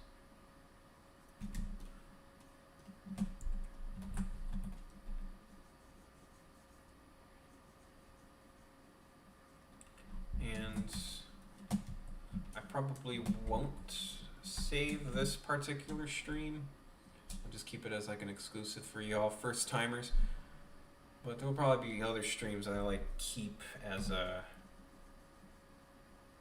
what do you call it? K. Rool's Craig's little cousin. I don't know. I'm just wondering, like with my more adult themed talk, I hope YouTube doesn't get all mad at me for what I was talking, or the things I'm talking about. Because it's like, I'm not a kids channel, or I don't think so. I specifically put that I am not one. Right when that first became a thing. Like, that one video, always do your best.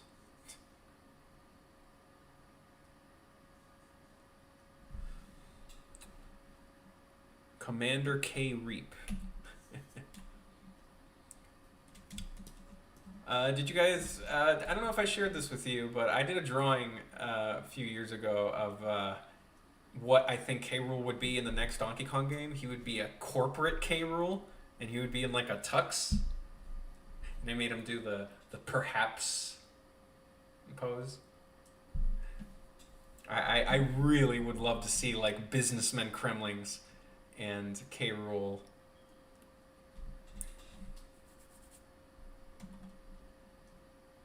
He's still under the rock.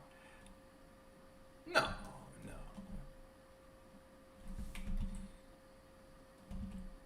It was nice that K. Rool was in a lot of trailers. And it's also nice that Mega Man's in a lot of them too. Mega Man's almost as poster boy for Smash as fucking Mario.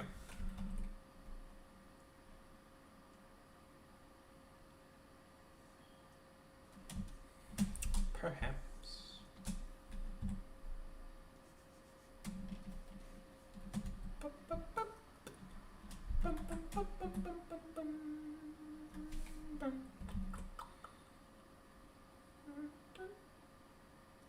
Was K. Rool in the Sephiroth trailer? I can't remember. I know a hero from Dragon Quest. Coincidentally, the 3 costume, which is a good choice because I really don't like 11's hair. He needs a damn hair. The bowl cut looks so dorky. At least on him.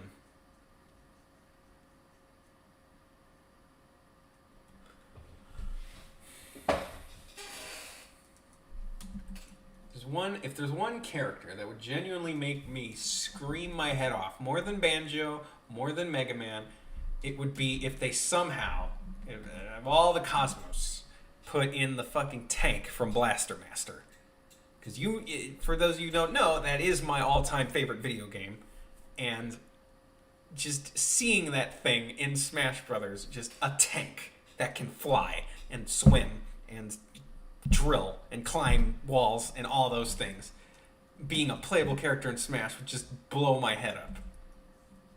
Like, I would just, because because number one, it's never going to happen. Like, nobody knows. It's such a niche game.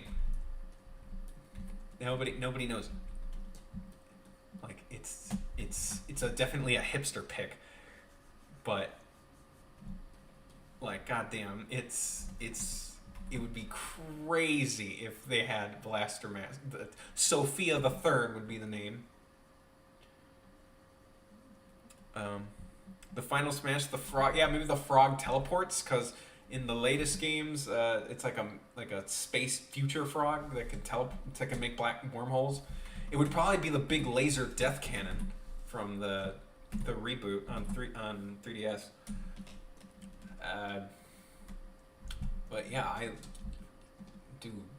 Blaster Master is so good.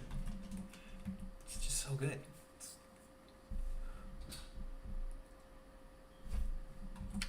Well, if you played Super Mario Crossover and you know Blaster Master from it, you would know that Blaster Master Sophia the tank was the best character in that game.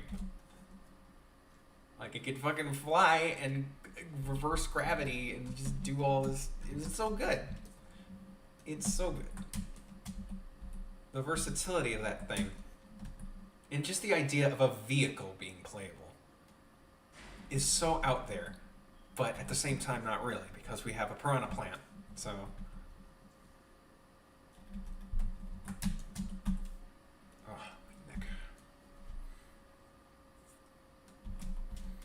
good old Sophia. And the music, oof. They got Blaster Master music. But again, yeah, this is honestly a dream pick. Another dream pick that I feel like will never happen is Hoenn Trainer. The one I did animation for, Groball Blaziken Mudkip. That would just be a dream come true. I wanted that since high school. I just love Gen 3, and the starters are still the best. Still my favorite.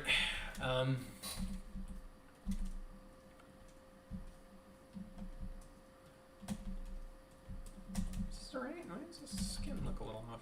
Oh. I don't. Yeah, I personally think the magic of Smash Brothers is that this is for video game characters, which is why I'm really against. Wait, really? Skullgirls is still getting new content? Damn. That's cool. I love Skullgirl.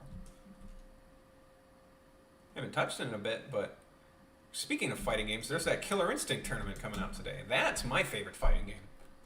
I would throw Smash under a bus for Killer Instinct, let me tell you.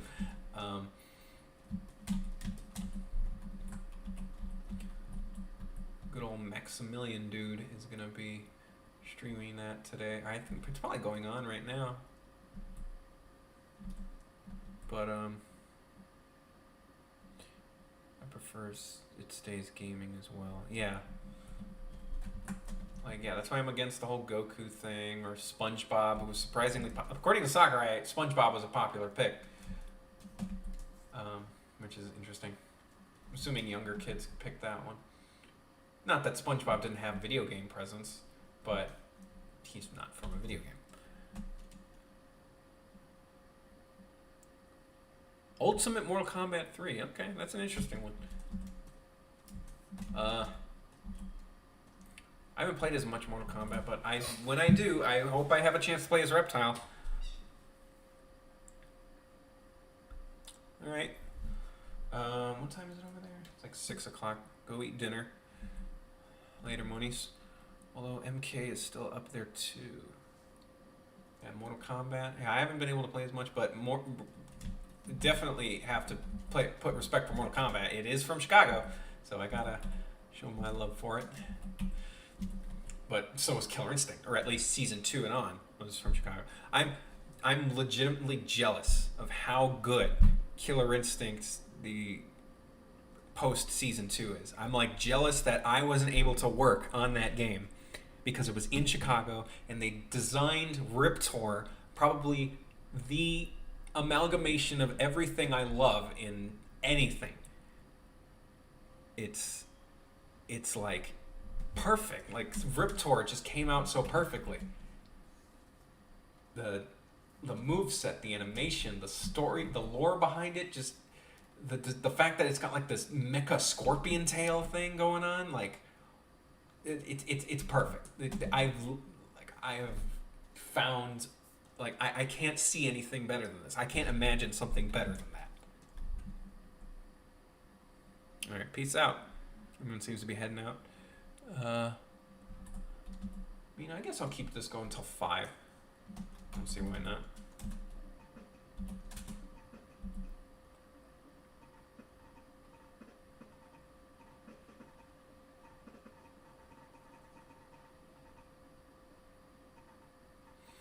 Okay, so well, I gotta make sure I actually draw the mustache.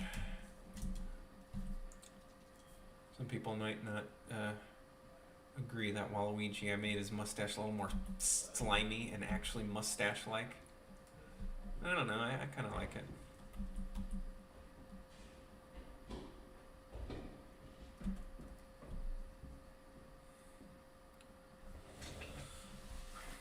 I mean, it's Reptile. I mean, again, there's my scaly showing.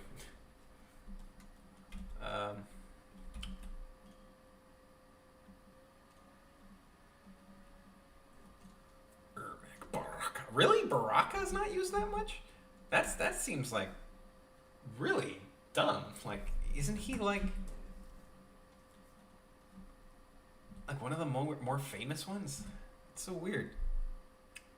Jabronis.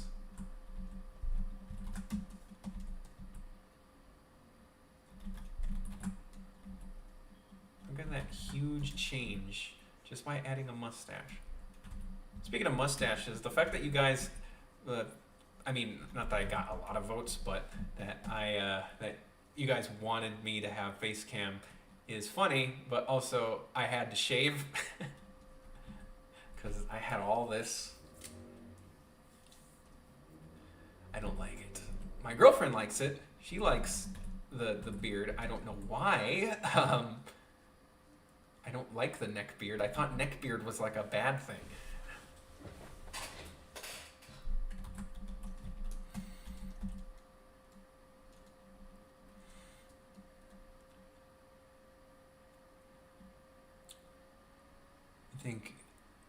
Think who's the best season 3? Who's my favorite season 3? That is a good question. See, I haven't played season 3 characters as much. Let's see. It's Rash, Kimu, Tusk. Now the one thing I will, I can't stop touching the stove. The one thing I'm disappointed in with season 3 is not everyone came with a stage. That is very disappointing to me. Like, it would have been really cool if Rash had, like, just the canyon in the background from 1, and maybe you'll see the ship, like, just, like, landed. Who else didn't have a stage? General Rommel. I don't know anything about Gears of War, but I'm sure there could have been some cool stuff there. I mean, they gave Arbiter a stage. And they have music, so it's like there's no... One of the coolest parts about Killer Instinct is how well all the elements go together. The stage for the character tells their story, the music fits with the stage, and they also fit with... It's just everything, like, links so perfectly. So it's just disappointing that it didn't come with music for, or it didn't come with a stage for every character. But I think my favorite character design and gameplay wise, I love Idol, because that's also a very cool idea of a character that's like half, like his head's cut in half. Originally it was just like two heads, but now his head is cut in half, and now it's like got two different brains.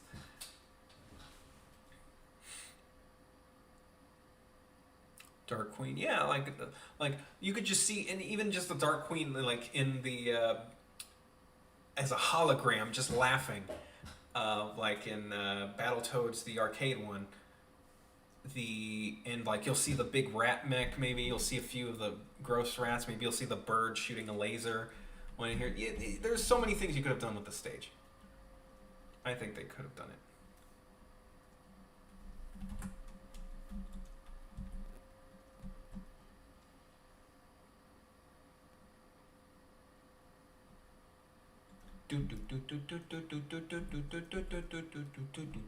I still haven't beaten Battletoads. That game is freaking hard.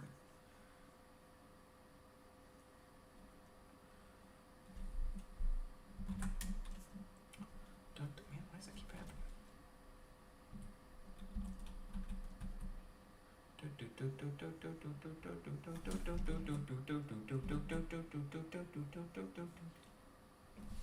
I hear that Battletoads reboot game was not very good. And I'm not going to hate on it just because of designs, but what's good, Caleb? Yeah, I'm not dead, man. My upload hasn't been that dry, has it? Come on. It's because every other popular YouTube channel has the ability to upload every hour. Doesn't mean I'm dead. Jeez. Come on. You got an animation back in October, right? Or was it September? Maybe it was September. Hey, babe. Oh, there's my girlfriend. I wasn't talking about you at all. No.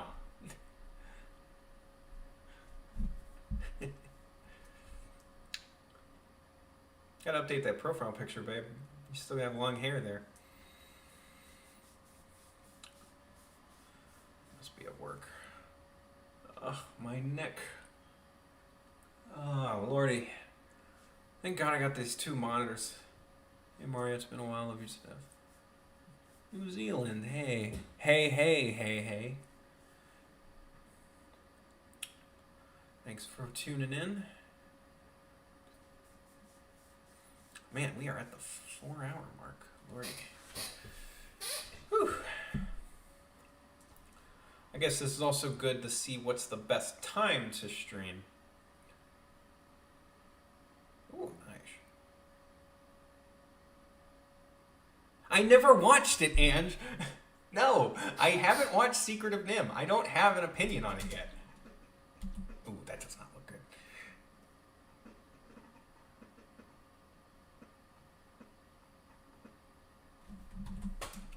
Okay, I think I could salvage this. It needs a...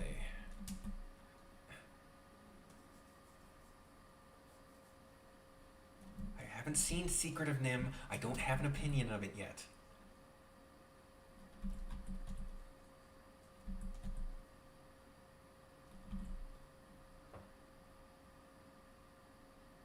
Rockadoodle. Okay, now I know you're shit posting. No. Rockadoodle. Isn't that one where the kid calls himself a furry on accident?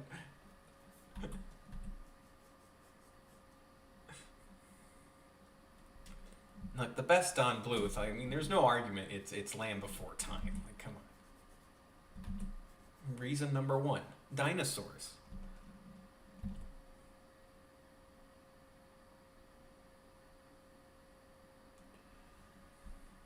It's got farm animals singing sexy chickens. Yo, you want to know what's an underrated movie? We're Back, A Dinosaur Story, with John Goodman as a singing T-Rex. That movie is so weird, but it's so charming. I think charming is the right word.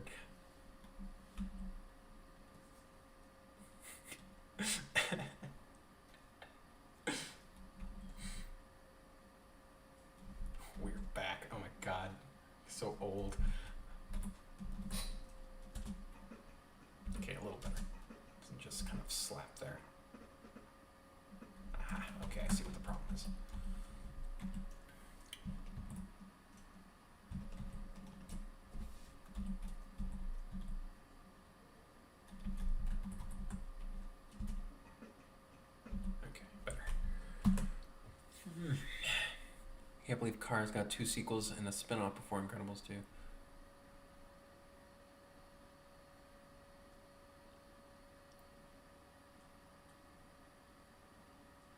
Oh yeah, yeah. Nancy Cartwright was in that movie, but I think that it's just weird that hey, here's the plot of the movie: a scientist from the future finds kids in the 90s that want to see dinosaurs, so he goes back in time to feed dinosaurs brain cereal to make them smart enough so they won't eat the kids. But also, there's this other. He's got a brother, evil scientist, that wants to use a similar invention to make the dinosaurs scary. And he gets eaten by crows. It's like, what? It's so weird. It's just like, why? Like, it feels like it was written like as like an ad lib. I guess that's how I'm animating. And like the villain in that movie, the evil scientist, he is so cool. His animation is so well. He's like Dr. Wily mixed with like Scrooge. No, he still got eaten. No, they didn't cut that scene. I mean, he didn't get eaten. The crows just kind of landed on him and he disappeared out of them. But he was still basically eaten by a flock of a murder of crows. It's a murder, honey. A group of crows is called a murder.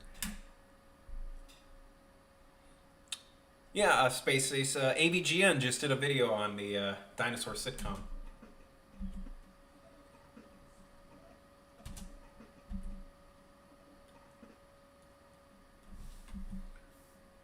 Dang it, flash always.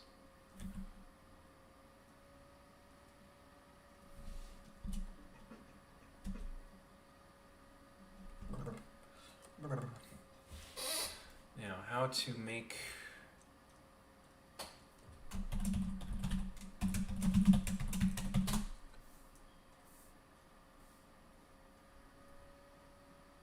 shake face.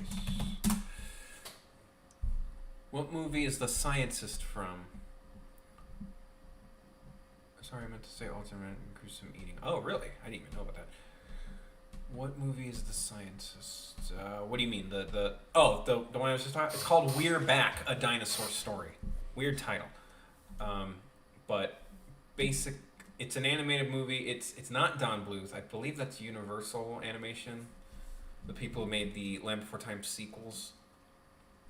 But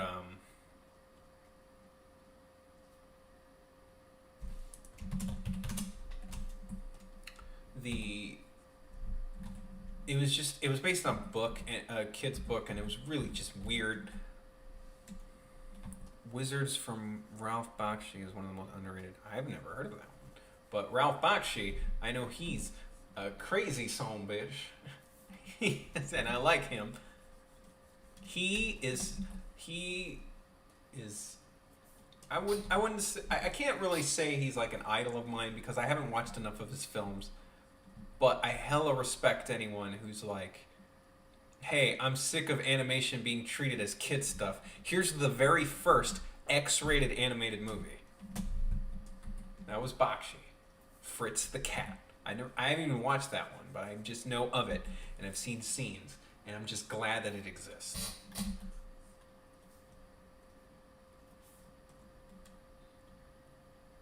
Yeah. Oh, okay. I know about.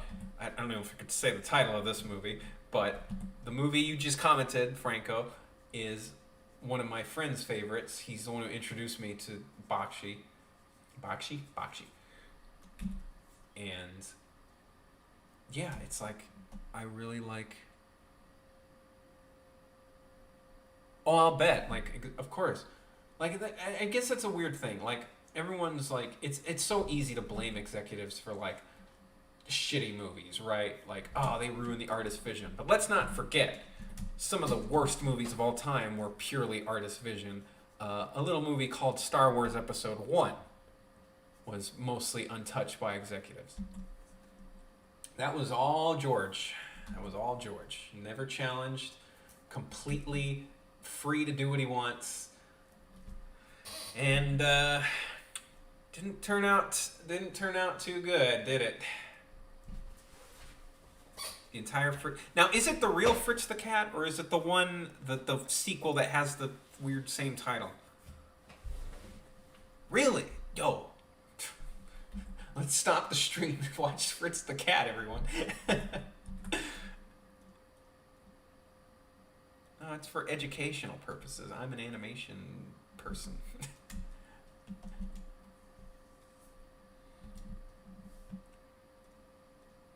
Shoot, did I mess up? Okay, no. God, layers. Ah, dang it. Curses. No. Hotkeys, please. Fat fingers. Actually, I always say I have fat fingers, but I actually have really creepy, bony fingers. Well, my favorite movies of all time are Iron Giant, Into the Spider-Verse is actually hella up there. And The Professional, not an animated movie, but it's a damn good movie.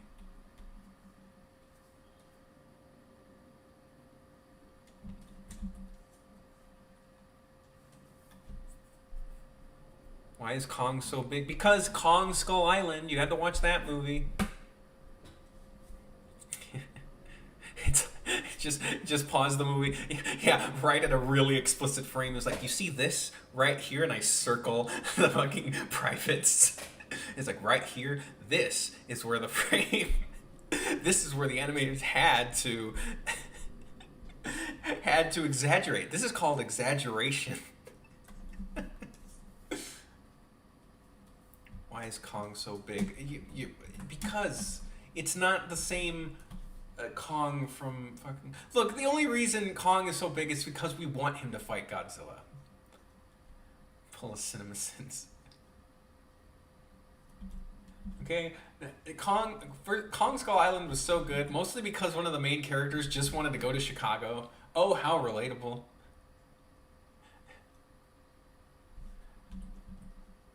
He's just like, man, I just want to go back home and eat a hot dog and watch the inferior team.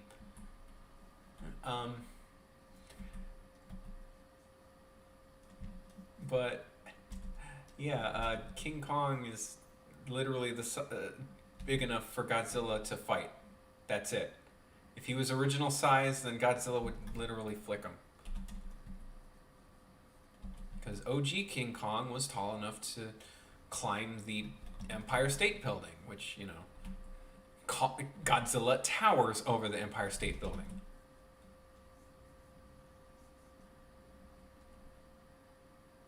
Yeah.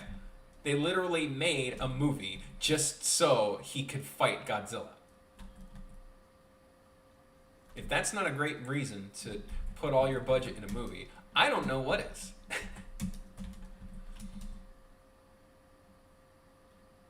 Some people make movies to send a deep message. Others make a movie because big monkey.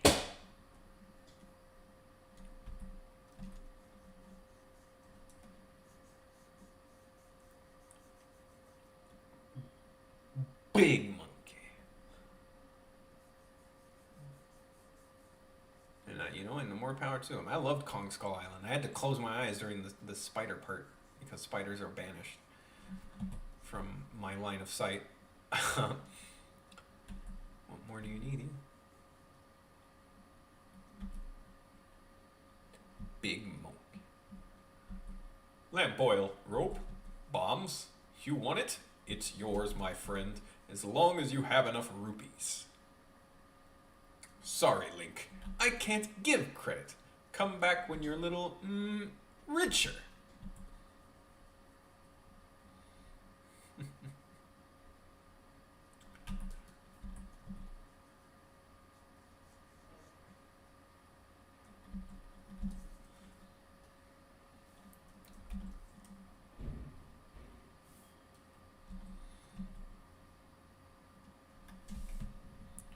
Yeah, is that the person who made the Morshoe RTX?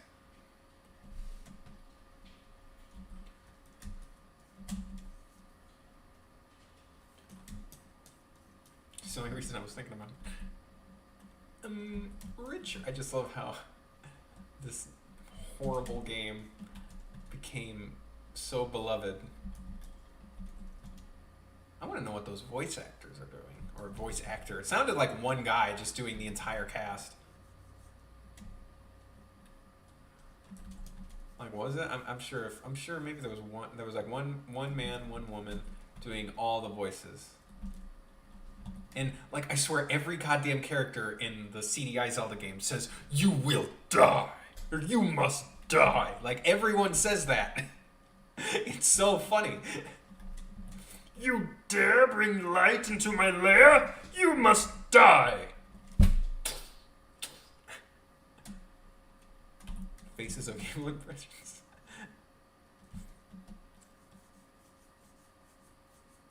Oreos, join me, Link, and I'll make you the great... I can't roll my R's. The greatest of Korodai, or else you will die. Just does the face. Or else you will die. Your Majesty, the fiendish Ganon has taken over the land of Korodai. How can we help? It is written, only Link can defeat Ganon. There is no time. Hello, Kirby. Ready for another round of Smash later, Kirby? Ready for another Smash? I can fish. Who's the guy that dubbed Mushu? I'm not sure.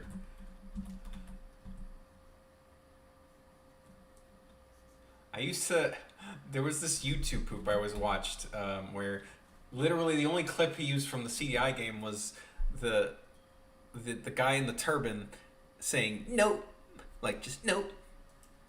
Like he literally just said that, and we would always say that. We would like it's almost like you're breathing backwards when you say it. You're supposed to go no. There is no time. Your sword is enough. Here is the map. Wow, what are all those heads? These are the faces of evil. You must conquer each. Go with many blessings.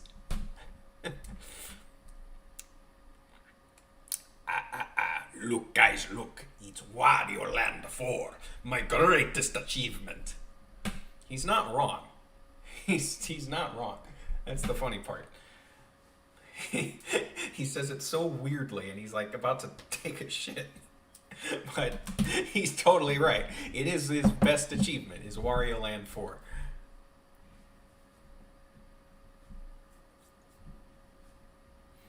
Trying to think of other CDI scenes.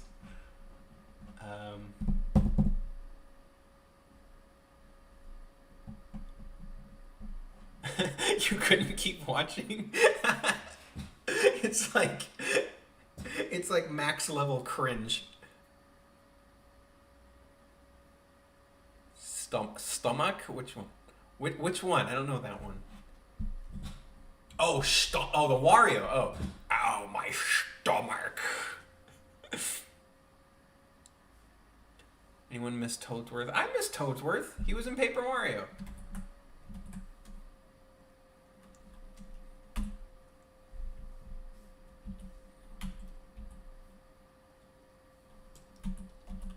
There is no time. Your sword is enough. Here is the map.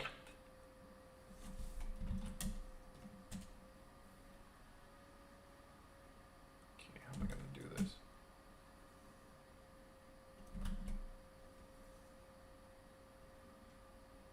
This fucking Michael Jackson ass Waluigi. Boom, boom, boom, boom, boom. You guys ever play Michael Jackson's Moonwalker?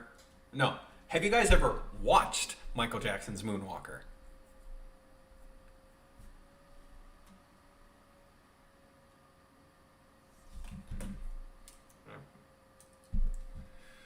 Perspective. Not my strongest shoot. I might as well sketch it a little more comfortably.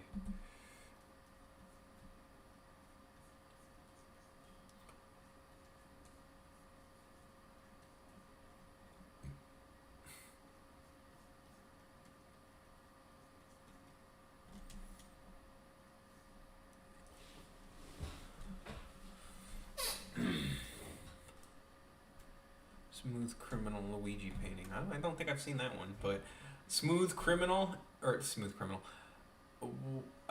Moonwalker is so weird.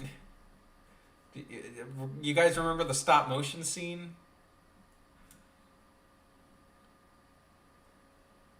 Michael Jackson is certainly of a higher plane of existence. I don't know if he's a god, maybe like a deity. Maybe just like a, I don't know. Like I don't know jack shit about religion. But yeah, the stop motion scene in Michael Jackson's Moonwalker is very traumatizing. Highly recommend. highly recommend. Watch it if you really just if you like stuff like CDI Link and like shit posts like that, like Wario Land, look guys look. If you like stuff like that, if you like general shit posts, that movie feels like a feature length, like high budget shit post. Like Michael Jackson straight up turns into a mech and a car in that movie. Joe Pesci plays this tarantula-themed drug lord that wants to kidnap children. He turns into a child and like then he turns into a stop-motion rabbit being chased by the Noid. Like I'm not all of this stuff I'm saying out of my mouth does not sound like it should exist, but it does. This is all stuff that happened in that movie. You can find at least parts of it on YouTube. Like, just search Michael Jackson's Moonwalker. It's pretty amazing. I love it. I love it. It's so stupid and weird, and it's. I feel like it partially. I feel like there's some inspiration of the global like attitude towards weird shit was changed because of that movie. Yeah, in the arcade one, yeah, he turns into a spaceship or a mech. Help! I'm frozen. The lake froze. I'm stuck. Oh my goodness. You've killed me. Good. It's my favorite. Kirby Squeak Squad has the same plot as Portal. It has the same goal. I don't know about the plot. I don't think the Squeak Squad were trying to test Kirby for like an experiment. I think the Squeak Squad were just like Wario. They wanted to steal some treasure. I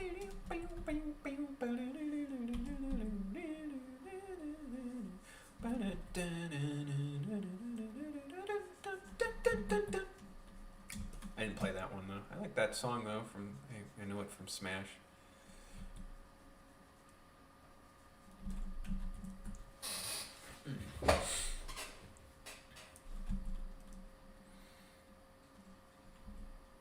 Waluigi, Waluigi, Waluigi, Waluigi.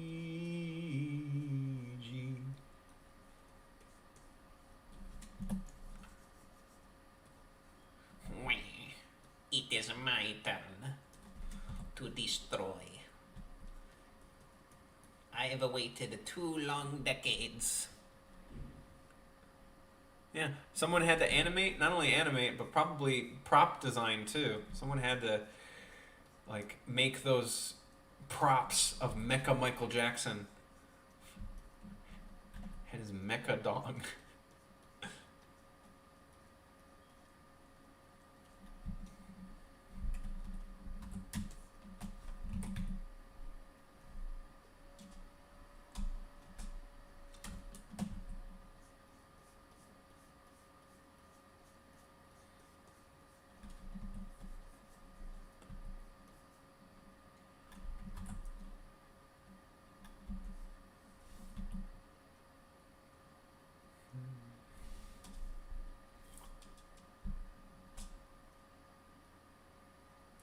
to get on my good side, quote some Michael Rosen YouTube poops.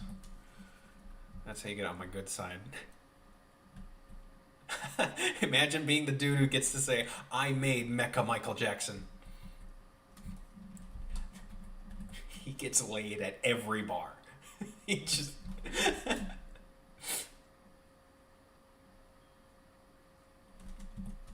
Or she. We don't know who. Every instance, any time, never have trouble hooking up.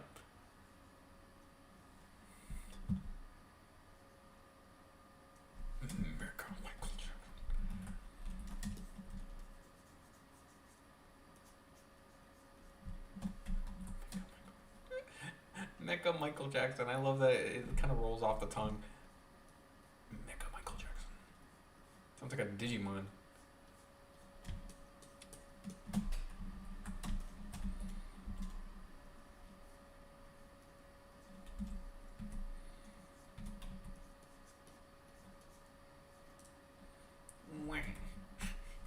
I will never be in Smash. This is not fair. This stupid plant got to be in Smash, but not me. There is no justice.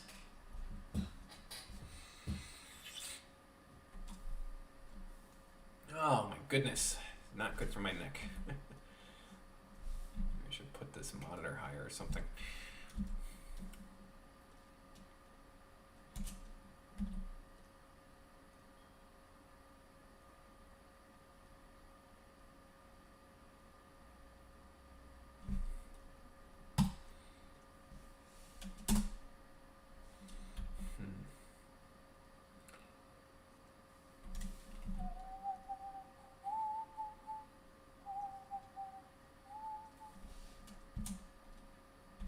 Close. A little bit off though in the middle there.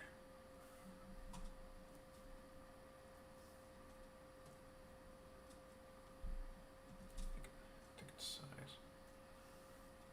I made Mecha.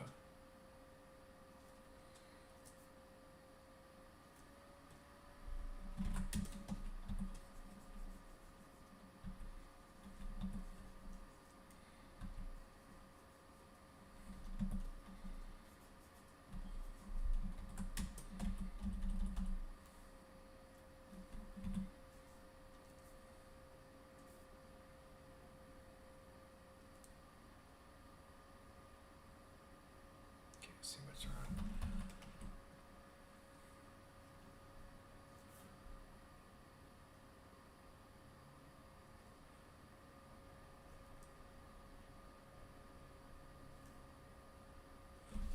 Chin's too long.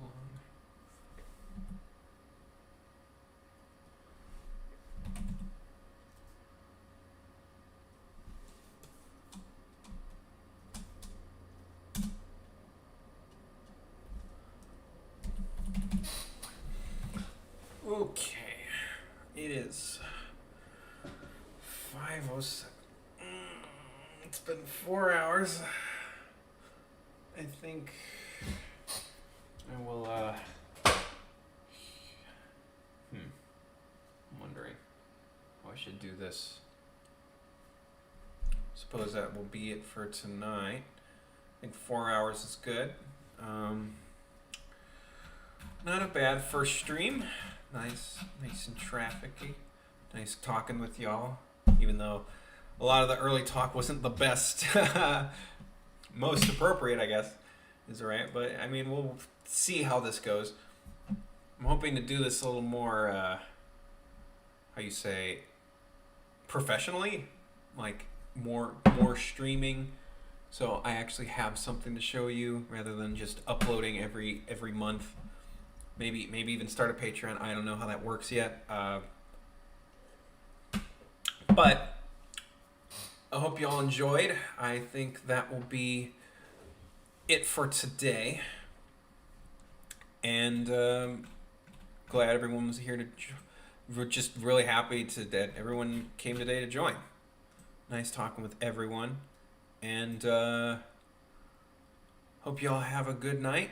It is 5 o'clock here in Cali, so I'm assuming. That makes me assume it's like 8 everywhere else. Except, well, I had one guy was from New Zealand, so you have a whole different time zone. But yeah, I'm going to call it tonight and probably make some dinner. So thanks for joining, and good night. Now I gotta figure out how to turn this off. Oh. Alright. Peace out, everybody.